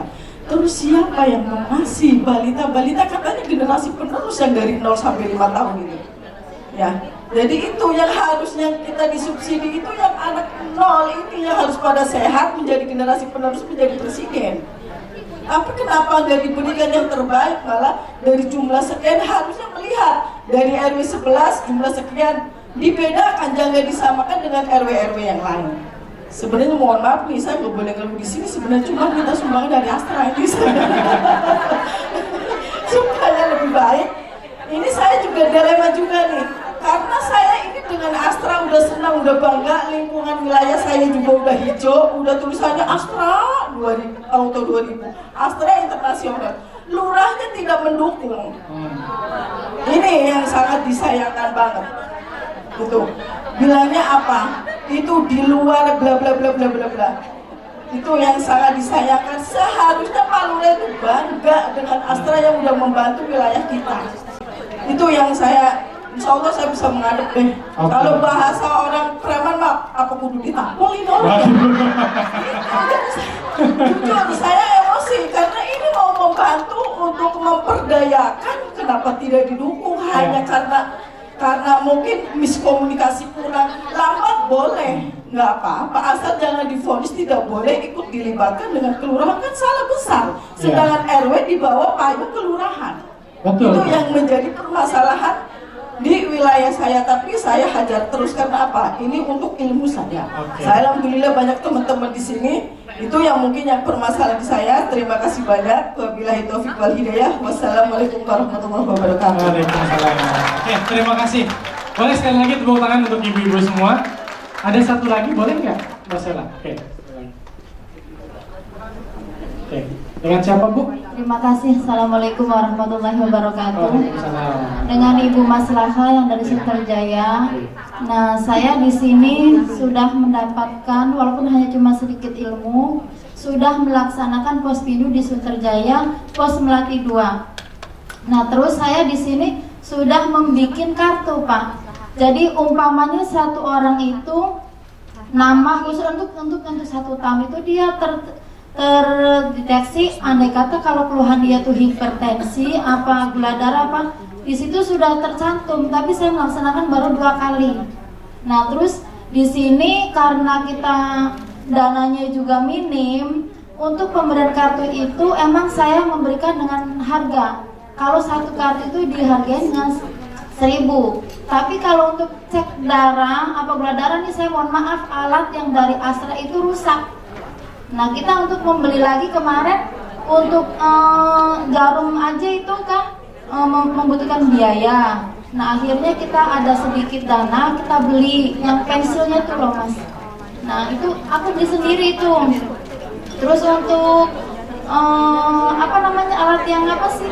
Yang alat periksa gula. Nah ya periksa gula darahnya itu rusak, jadi belum dipakai sama sekali, belum berguna sama sekali. Nah mohon maaf kalau seumpamanya bisa untuk dikasih lagi alat yang lebih bagus, jangan yang murahan gitu maksudnya. Karena saya udah melihat alat-alat di sana ada yang murah dan ada yang bagus juga gitu. Cuman kita belum beli juga yang bagusnya. Jadi untuk menunggu di sini, nah dengan tangan terbuka saya tidak menolak jadi kalau dibeli lagi gitu. Terima kasih. Assalamualaikum warahmatullahi wabarakatuh. Terima kasih. Ya. Sebenarnya ya banyak ibu-ibu tuh yang dikeluhkan ibu-ibu. Sebenarnya tadi yang kata Bu Siti ya, Bu Siti bilang ini sebenarnya tuh saya bukan tempatnya di sini mengeluh gitu. Tapi nggak apa-apa Bu. Kalau yang ada mau curhat segala macam, mau mengeluh aja gitu. Karena dengan ibu-ibu cerita, walaupun sebenarnya tidak mengatasi masalah, 40% beban yang ibu rasakan tuh akan hilang. Itu secara psikologis kayak gitu. Jadi nggak apa-apa, cerita aja gitu ya. Karena udah keluarin aja gitu. Dan kalau misalnya tadi ibu bilang, oh dari Astra nih bisa ada bantuan segala macam, ya kita tuh dengerin aja gitu. Karena apa Bu? Gini, saya dan tim itu tuh konsultannya Astra. Ya, posisi kita sebagai akademisi. Posisi kita sebagai akademisi yang membantu bagaimana Astra bisa meningkatkan kapasitas binaannya supaya jadi lebih baik. Terkait dengan apa yang ibu-ibu saya sampaikan, kita catat, kita sampaikan ke Astra. Urusan dipenuhi atau enggak ya itu mah walau alam ya bukan saya yang ngasih juga gitu kan. Jadi kita sebagai tim yang mengumpulkan semua masalah yang ibu-ibu hadapi. Makanya sebenarnya kenapa tadi pun kan saya minta ibu-ibu tulisin kenapa sih ibu-ibu tuh pengen jadi kader. Karena kalau buat saya dosen Bu, jadi itu tuh bisa jadi paper, bisa jadi apa ya, penelitian yang bisa dipublis gitu. Jadi gambaran kalau di kader Avicenna Astra, kenapa sih mereka tuh orang-orang tuh pengen jadi kader tuh kita bisa nampilin poin-poin apa aja buat di-share ke teman-teman yang lain. Terus juga ketika tadi ditulis ada hambatan atau tantangannya apa, ya itu juga sebenarnya bisa kita tangkap juga sehingga perlu mendapat perhatian baik itu dari pemerintah, baik itu dari swasta gitu. Ya kan? Karena kita punya data gitu. Kalau kita ngomong tanpa data kan, ya siapa yang mau percaya, benar nggak Bu? Nah makanya tadi yang ibu-ibu saya sampaikan, itu tuh secara akademik kita olah sebagai bentuk tulisan akademik yang nanti ketika orang perlu data tentang itu, kita bisa ngeluarin. Terkait urusannya nanti itu nyampainya ke ibu-ibu atau ke seluruh posyandu yang ada di Indonesia, itu bebas. Karena kan itu bisa diduplikasi ke yang lainnya. Ya, kurang lebih seperti itulah menanggapi umumnya. Nah yang pertama, berkaitan dengan Posbindu PTM. Kadernya kalau digabung dengan Posbindu Lansia gimana? Kalau menurut saya nggak apa-apa Bu, karena pekerjaannya mirip gitu. Ya, jadi bebannya yang dihadapi itu ya sama gitu. Ya, tapi kalau dengan posyandu itu tuh kayak beda, yang satu ke gizi dan KIA, yang satu ke PTM remaja dan lansia gitu. Ya kan? Jadi bebannya beda. Tapi kalau untuk posyandu lansia dengan Posbindu Lansia dengan Posbindu PTM gabung aja, nggak apa-apa kadernya. Ya seperti itu. Tuh. Terus yang kedua Bu Siti, ya. Bu Siti ya. Benar namanya Bu. Nah, hal seperti itu pun yang sering saya hadapi di lapangan sebagai konsultan. Jadi kita mau ngebantu masyarakat gitu ya, kadang pemerintah tuh yang nggak support gitu. Padahal ya Bu ya, sebenarnya padahal ini tuh bukan tanggung jawab kita, bukan tanggung jawab Astra, bukan tanggung jawab akademisi gitu, bukan. Tanggung jawabnya ada di siapa? Ada di pemerintah. Kondisinya seperti itu. Dan ketika kita bantu, ya mereka tuh ketika dibantu kadang nggak respon gitu ya, kadang juga nggak kooperatif, tapi begitu ada pencapaian dia klaim ini hasil binaannya wilayah ini. Ya kondisi seperti itu yang terjadi, sehingga apa Bu?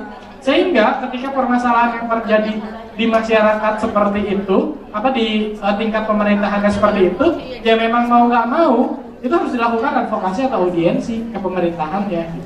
Karena kasarnya gitu ya, ketika yang Ibu tadi keluhkan, itu bukan tanggung jawab Astra. Saya bukan orang Astra Bu, melihat sebagai akademisi ya. Itu secara hukum, secara kewenangan, itu tuh bukan tanggung jawab Astra gitu. Jadi tanggung jawab pemerintah jelas gitu. Betul. Jadi ya bener yang kalau tadi Ibu mau nyampein, ya sampaikan aja Bu, tapi nggak usah ditabok gitu. Sampaikan aja gitu. Karena ini tanggung jawab kelurahan, tanggung jawab puskesmas Bu, yang betul gitu. Seperti itu. Jadi ya mau nggak mau harus didorong ke sana. Kalau misalkan perlu gitu gandeng tokoh masyarakat di ibu, siapa misalkan ngurusin ibu-ibu mah mungkin gak didengar, tapi ketika misalkan RW-nya yang datang atau siapanya, itu gimana Bu selama ini? Kemarin RT sama LMK sampai udah menandatangani sama menurunkan talurannya Pak. Oh gitu. Nah ya berarti itu bermasalah di segi pemerintahannya kalau kayak gitu. Ya jadi itu harus diselesaikan di tatanan sosial masyarakat yang itu ya. Nah terus Bu, yang kedua itu juga kan ketika bicara tadi masalah ibu kan posyandunya besar banget ya, balitanya sampai 1000 gitu kan. Wah, pokoknya banyak banget lah gitu. Ya itu mah nggak mungkin lah kadernya posyandu ngurusin posbindu juga gitu.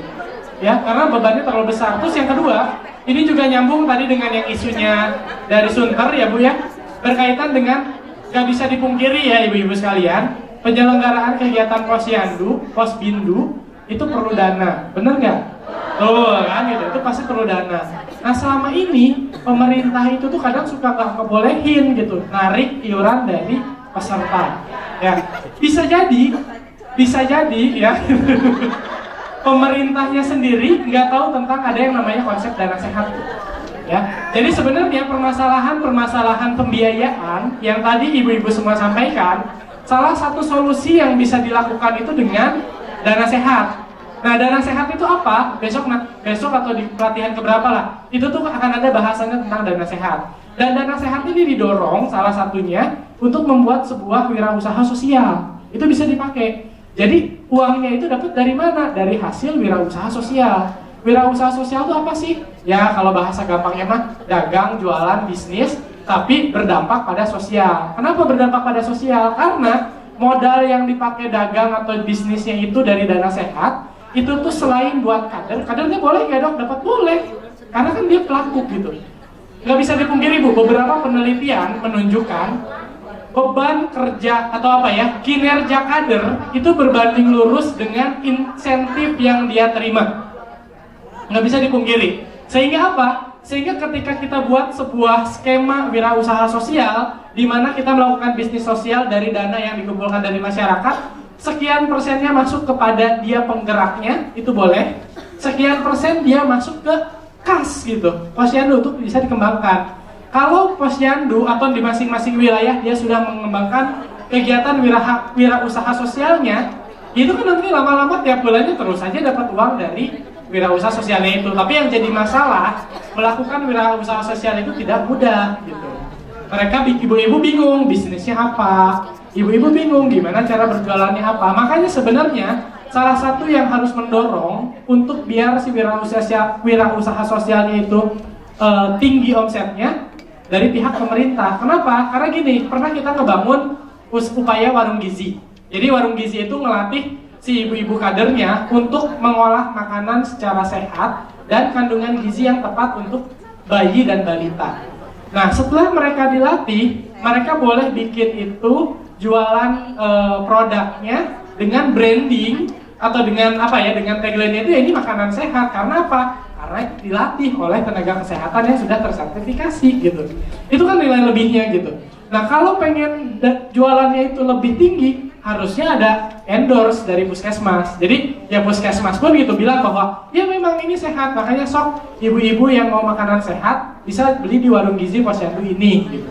Itu kan sebenarnya bisa meningkatkan penjualan gitu kan. Jadi kalau sama-sama jualan bubur gitu, biasanya tukang bubur keliling itu harganya 3.000 gitu ya. Nah, ibu bisa jual 3.500 atau 4.000, tapi kelebihannya apa? Cuma pakai pecin, gitu, jadi generasi micin, kita makan sehat gitu. Nah itu loh, jadi kayak ada inovasi-inovasi yang dilakukan, tapi memang memiliki nilai lebih gitu dibandingkan yang lainnya. Dan itu pun kalau pengen nilai usahanya tinggi, itu harus ada endorsement dari pemerintah gitu.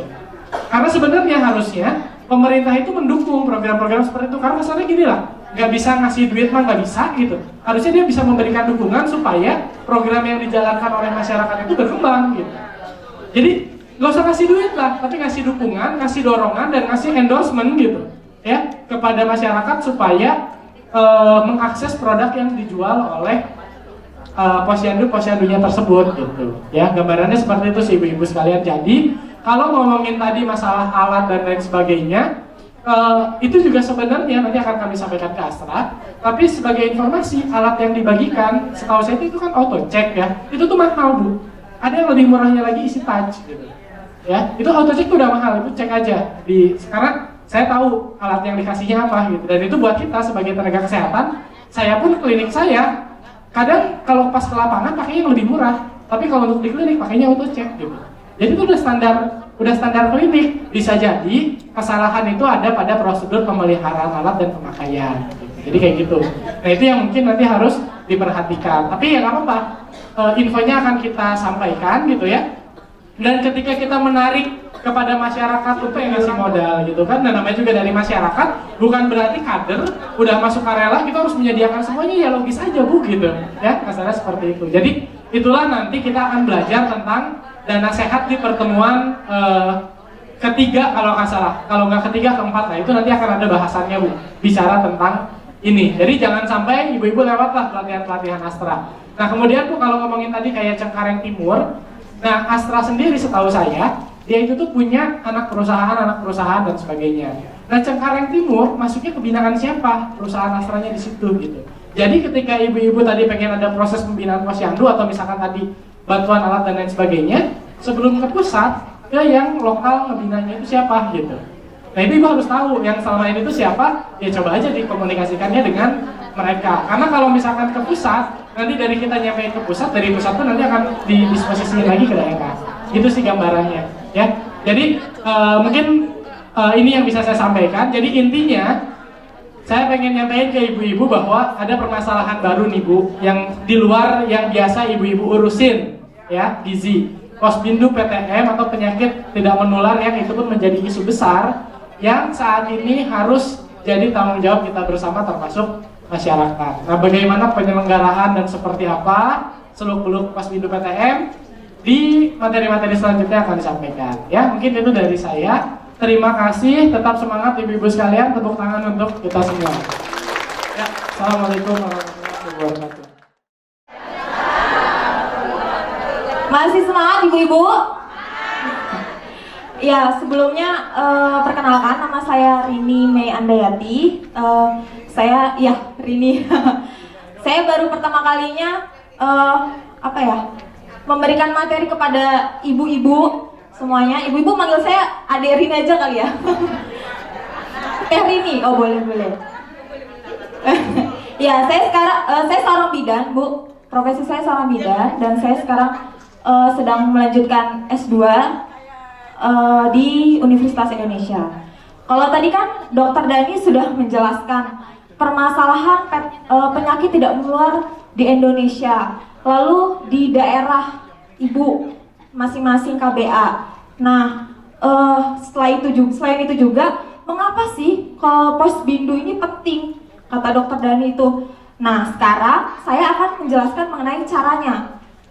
Tetapi di sini kita menjelaskan tentang konsepnya. Kalau untuk pelaksanaan penyelenggaraan nanti setelah makan siang akan dilanjutkan dengan Mbak Adijah dan Mbak Hanifah. Jadi saya di sini menjelaskan tentang konsepnya ya ibu-ibu. Apa yang akan kita pelajari hari ini? Yang pertama adalah pengertian, lalu tujuan dan sasarannya, wadah kegiatannya itu apa saja, pelaku kegiatannya, bentuk kegiatannya, dan pengelompokan tipe posyandu serta kemitraan. Yang pertama adalah apa itu posbindu? Dari tadi bilang posbindu, tapi tahu nggak sih kepanjangannya itu apa? Pos binaan terpadu. Kalau bedanya dengan posyandu apa? Posbindu dengan pos apa? Pos pelayanan terpadu. Nah itu lebih fokusnya kemana? Ke bayi. Kalau posbindu binaan. Kalau posyandu pelayanan. Jadi jelas berbeda. Dan sasarannya pun berbeda. Kalau pada posyandu itu tadi apa? Kesehatan ibu dan anak. Tapi kalau posbindu ini masyarakat. Masyarakatnya apa saja? Nanti kita jelaskan. Nah, jadi posbindu ini kita langsung intinya. Yang pertama adalah kegiatan monitoring dan deteksi dini. pemantauan. Deteksi dini itu pencegahan. Jadi PTM itu kegiatan monitoring dan deteksi dini faktor resiko penyakit tidak menular. Penyakit tidak menular tadi apa saja? Ya, penyakit kencing manis ya, darah tinggi, terus ya, serta gangguan akibat kecelakaan. Kalau gangguan akibat kecelakaan nanti timbulnya apa? Cedera. Tindakan kekerasan dalam rumah tangga yang dikelolanya oleh masyarakat.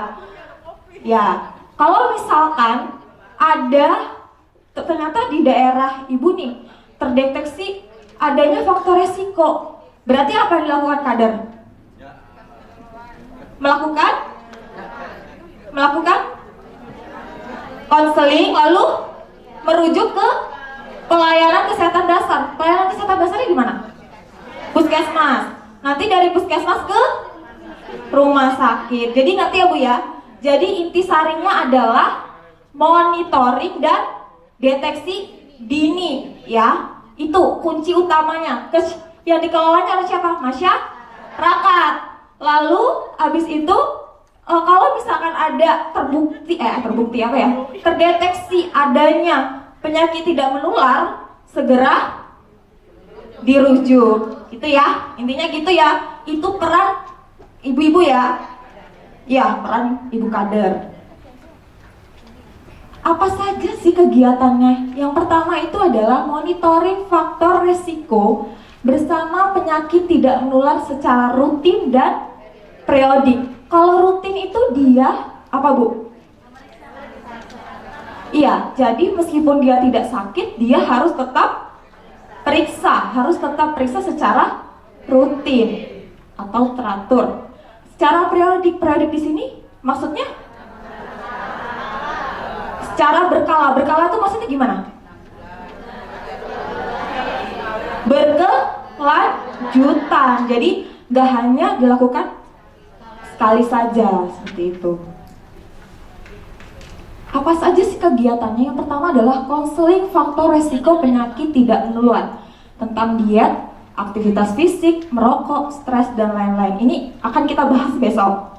Lalu penyuluhan atau dialog interaktif sesuai masalah terbanyak.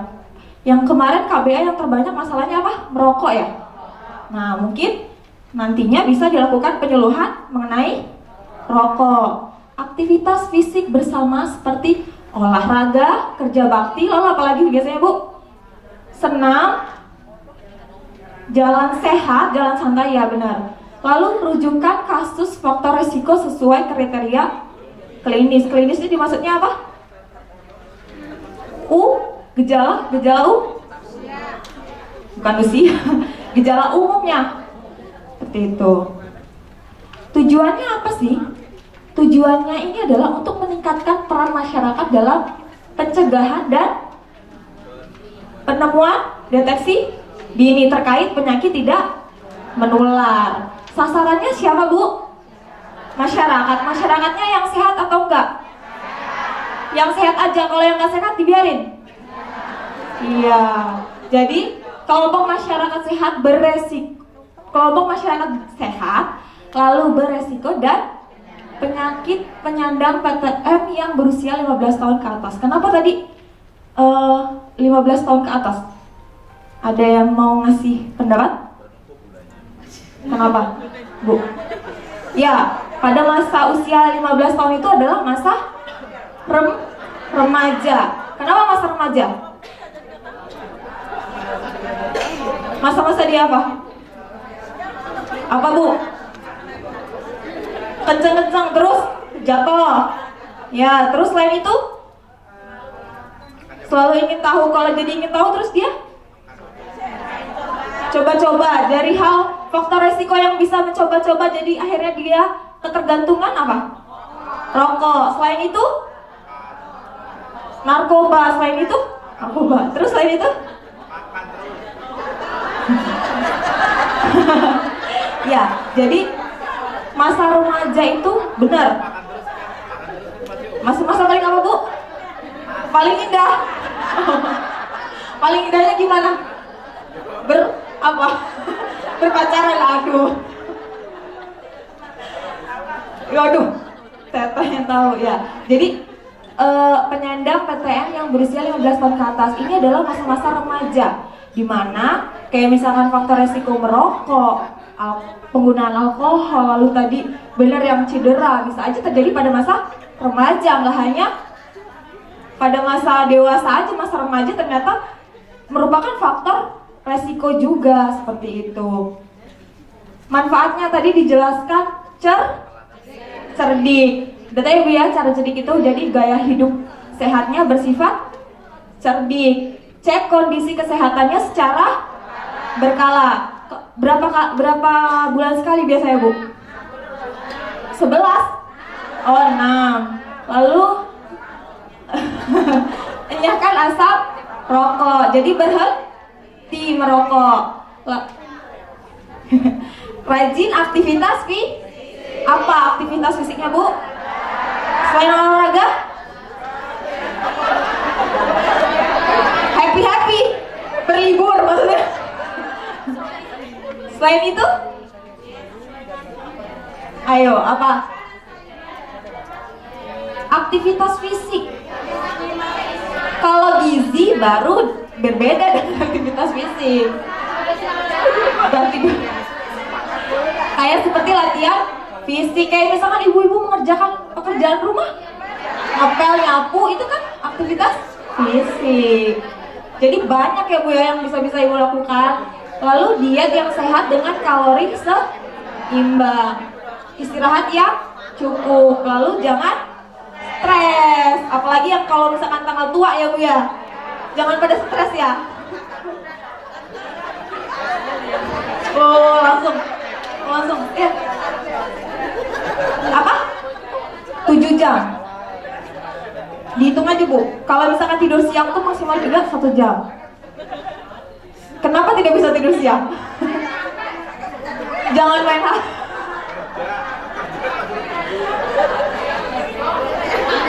Oh eksis. Harus bisa menata waktu Bu. Harus bisa yang namanya menata waktu. Kalau hari ini kan ibu belajar, berkondisikan namanya Bu. Seperti itu, nanti pulang dari sini bisa istirahat. 2:30 Ibu.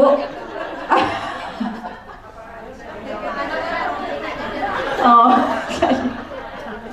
Lalu yang kedua adalah mawas diri. Mawas diri di sini maksudnya adalah apa tuh? Coba dibaca. Faktor resiko penyakit tidak menular yang kurang menimbulkan gejala secara bersamaan dapat terdeteksi dan terkendali secara dini. Contohnya apa Bu? Hipertensi. Kenapa bisa gitu? Darah tinggi, nggak ketahuan. Oke, berarti biar ketahuan harus diperiksa melalui apa? Posbindu. Metodologis dan bermakna secara klinis, dapat dipertanggungjawabkan. Kita nanti bakal bedain pemeriksaan yang bisa dilakukan oleh seorang kader dan oleh tenaga kesehatan. Jadi jangan sampai yang bukan tugasnya dilakukan di Posbindu seperti itu. Mudah dijangkau. Jadi disepakati Bu tempatnya di mana. Terus jadwalnya kapan. Itu harus disepakati. Lalu murah. Jelas dilakukan oleh masyarakat secara kolektif dengan biaya yang disepakati sesuai kemampuan masyarakat. Jadi jangan berfokus, aduh ini nunggu ada yang ngebayarin nih, itu mah gak akan maju-maju tuh Bu, ya kan? Harus berinisiatif. Dari mana? Misalkan dari dana sehatnya dari mana? Masyarakat boleh dari iuran per keluarga, misalkan disepakati tiap bulan berapa. Nanti dari dana yang dikumpulkan bisa tuh dikelola untuk mengembangkan potensi yang ada di masyarakat. Misalkan masyarakat ini ternyata punya potensi untuk menjual keripik tempe atau apalah gitu, dimanfaatkan gitu. Jadi jangan menunggu dana dari misalkan dari Astra, tunggu Astra, ya elah Bu, itu mah gak akan maju-maju kalau nggak inisiatif. Jadi harus dari diri sendiri dulu. dari diri sendiri menggerakkan nih ke masyarakat, apalagi ibu sebagai kader gitu loh. Iya, harus pintar, harus jangan terpaku dengan astra atau bentar lagi dengan pemerintah. Gini, pemerintah yang diurusin juga bukan hanya Posbindu. Jadi harus, kalau misalkan daerahnya mau maju, iya harus mandiri. Nah, ibu-ibu kan udah dapet nih materinya. Oh, nanti dana sehat saya dapetnya dari mana, kan udah tahu. Bisa maksudnya bisa dibicarakan oleh masyarakat nanti, seperti itu. Jadi jangan berpaku ya Bu ya. Iya, jangan bersandar. Cukup hati saja ya Bu yang bersandar. Oh, jangan berat, biar ringan saja. Ya, wadah kegiatannya seperti tadi dijelaskan, ada yang di tempat kerja, ada yang di lembaga pendidikan, dan ada juga yang di masyarakat. Tadi udah dijelaskan ya. Lalu pelaku kegiatan itu yang terutama adalah kader kesehatan. Lalu dari kader kesehatan nanti ke rumah sakit, ke puskesmas, ke yang kecil dulu Bu, bidan desa yang ada bidan desa kan? Nah, langsung koordinasi lah dengan bidan desa, jangan langsung ke puskesmas, ada tahapannya. Jadi dari kader langsung ke bidan desa, nanti bidan desa akan berkoordinasi dengan kelurahan atau kecamatan ya nggak terdekat di situ maksudnya. Lalu nanti dari situ langsung ke, kalau misalkan ini puskesmas, betul. Jadi jangan apa-apa langsung ke puskesmas ya Bu ya, ada tingkatannya seperti itu. Lalu yang dilatih secara khusus, dibina dan difasilitasi untuk melakukan pemantauan PTM di masing-masing kelompok atau organisasi. Kader kesehatan ini, orang yang dibentuk Posbindu ini, salah satu syaratnya adalah kader yang sudah terlatih. Kader kesehatan yang sudah terlatih. Ibu-ibu di sini nih, nanti kalau misalkan sudah selesai melakukan pembinaan di Astra, baru diperbolehkan untuk menginisiasi sebuah Posbindu itu. Jadi ada persyaratannya ternyata. Harus mengikuti pelatihan salah satunya. Kalau misalkan nah beruntungnya nih ibu-ibu di sini nih udah ikut pelatihan. Jadi kalau misalkan syarat utamanya apa? Pelatihan. Saya sudah melakukan, berarti saya bisa dong, iya kan? Nah, makanya ibu-ibu sebelum menginisiasi Posbindu dilakukan pelatihan terlebih dahulu, karena itu merupakan syaratnya, seperti itu. Bentuk yang dilakukannya apa aja sih? Melakukan wawancara untuk menggali informasi terkait faktor risiko, dari faktor risiko keturunan misalkan, atau perilaku pola hidupnya seperti apa. Lalu melakukan penimbangan dan mengukur lingkar perut serta indeks massa tubuh, termasuk analisa lemak tubuh. Ini nanti akan dijelaskan oleh Mbak Hanifah ya besok ya. Ya, lalu melakukan pengukuran tekanan darah, melakukan pemeriksaan gula darah, melakukan pengukuran kadar lemak darah. Apa yang bisa dilakukan oleh kader? Semua. Berarti kader boleh ngelakuin tekanan darah? Boleh. Oh, boleh. Terus gula darah juga boleh? Boleh. Kadar lemak juga boleh? Semua dilakukan demi masyarakat, walaupun nggak tahu, walaupun salah. Saya aja yang tenaga kesehatan Bu, hati-hati loh, bisa salah. Nah, ini mungkin penyebab PTM juga bisa dari sini nih, ketidaktahuan nih antara pembagian kerja. Apa sih sebenarnya kerja kader tuh apa realnya, kerja bidan tuh apa? Jangan sampai kebalikan yang ada, ya kan? Jadi ibu-ibu nih dilatih sama dokter Tegar cara cek kolesterol, tensi darah. Oke, di sini saya jelaskan ya Bu ya. Tugas seorang kader adalah yang pertama, boleh melakukan wawancara untuk menggali informasi, boleh. Misalkan ditemukan ada aduh saya pusing misalnya gitu kan, terus kurang tidur, terus ternyata menurut ibu kader ini kayaknya darah tinggi nih gitu. Apa yang ibu lakuin? Langsung cek tensi. Dengan gak tahu ilmu, yang penting pencet aja gitu. Ada manual, terus bagian obat takut. Aduh, jadi lebih ditekankan lagi ya Bu ya. Kalau seorang kader cukup melakukan wawancara, penimbangan, kalau lingkar perut, IMT itu boleh. Lingkar lengan itu boleh. Tetapi kalau namanya pemeriksaan gula darah, lalu pengukuran kadar lemak darah, tekanan darah itu dilakukan oleh tenaga kesehatan. Jangan sekali-sekali ngelakuin yang bukan kerjaannya. Jadi ibu tuh hanya mendeteksi dini gitu loh. Ya. Kalau sudah dilatih bisa. Tetapi menurut harusnya seorang ada nggak bu sesuai kalau kita kan seorang bidan nih, ada tugas dan kewajiban yang real yang diatur oleh standar kompetensi. Kalau kader ada yang menuliskan tentang itu? Ada. Standar nomor berapa bu? Nggak ada kan? Coba kalau kayak gitu nih, kalau ketahuan, aduh mati. Bisa deteksi dininya bisa salah loh bu. Iya kan? Terus kalau udah tahu nih ibu mau ngobatin, enggak kan? Nah harus berhati-hati ya bu ya. Harus tahu ranahnya kader tuh apa, bidan tuh apa, seperti itu.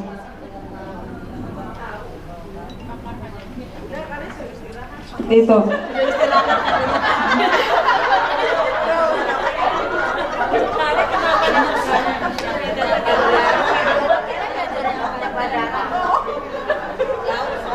Ini IVA tes, tahu bu apa?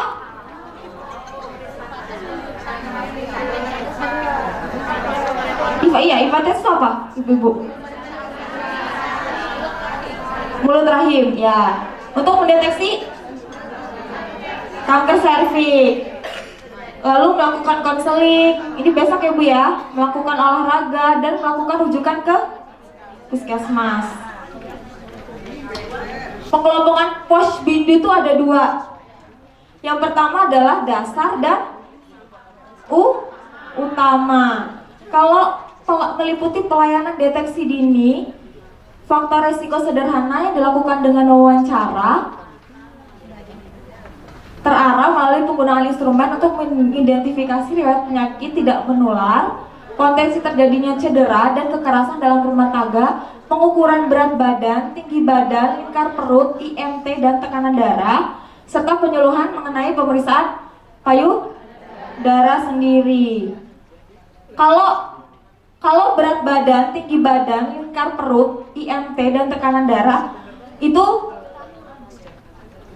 boleh dilakukan. Berarti tadi yang tidak boleh dilakukan itu IVA. Lalu kadar lemak boleh nggak? Tidak. Lalu tadi apa aja? Gula darah? Tidak. Berarti yang boleh dilakukan yang ini ya bu ya, berat badan, tinggi badan, lingkar perut, IMT dan tekanan darah. Posbindu itu dan pemeriksaan payudara sendiri. Nah ini ranahnya oleh kader. PTM-nya disebut PTM dasar. Kalau utama itu dilakukannya oleh tenaga kesehatan yang meliputi. Nah ini ya bu ya, ini ya. Jadi bedakan ya bu ya, kalau yang di posbindu PTM utama itu dilakukan oleh tenaga kesehatan yang terlatih. Dari pemeriksaan IVA tes, gula darah, kolesterol, terus untuk berat badan, tinggi badan, lingkar perut itu oleh kader. Penyelenggaraan posbindu utama dapat dipadukan dengan poskesdas, kelurahan siaga, maupun di kelompok masyarakat, lembaga yang tersedia tenaga kesehatan sesuai dengan kompetensinya. Jadi bisa dipadukan. Dipadukan tuh maksudnya digabungkan, dipadukan. Kayak buat masak apa? Disamakan, dipadukan. Bisa berkolaborasi mungkin ya Bu ya bahasa ininya. Mitranya nih dari mulai tatanan desa, bermitra dengan kelurahan, lalu klinik swasta untuk mendukung implementasi dan pengembangan kegiatan. Ada yang mau nanya Bu? Udah jelas tadi Posbindu intinya apa? Posbindu monitoring dan deteksi dini. Sasarannya tadi siapa aja Bu? Masyarakat yang seperti apa? Sehat, beresiko, penyandang PTM yang berusia 15 tahun ke atas. Sumber dana dari Posbin itu dari mana? Masyarakat dan dana sehat misalkan, atau bantuan dari pemerintah daerah misalkan itu. Tapi yang lebih berfokusnya masyarakat. Lalu tadi PTM ada Posbindu ada dua, yang utama sama dasar. Kalau yang utama itu apa Bu? Dasar dulu, yang dasar dulu.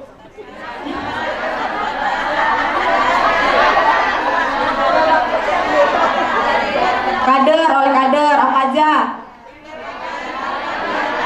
Tinggi badan, berat badan, lingkar perut, payudara sendiri, tekanan darah, tensi. Kalau untuk tenaga kesehatan,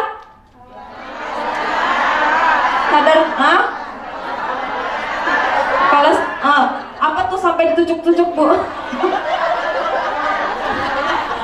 Tujuk-tujuk sampai ini loh.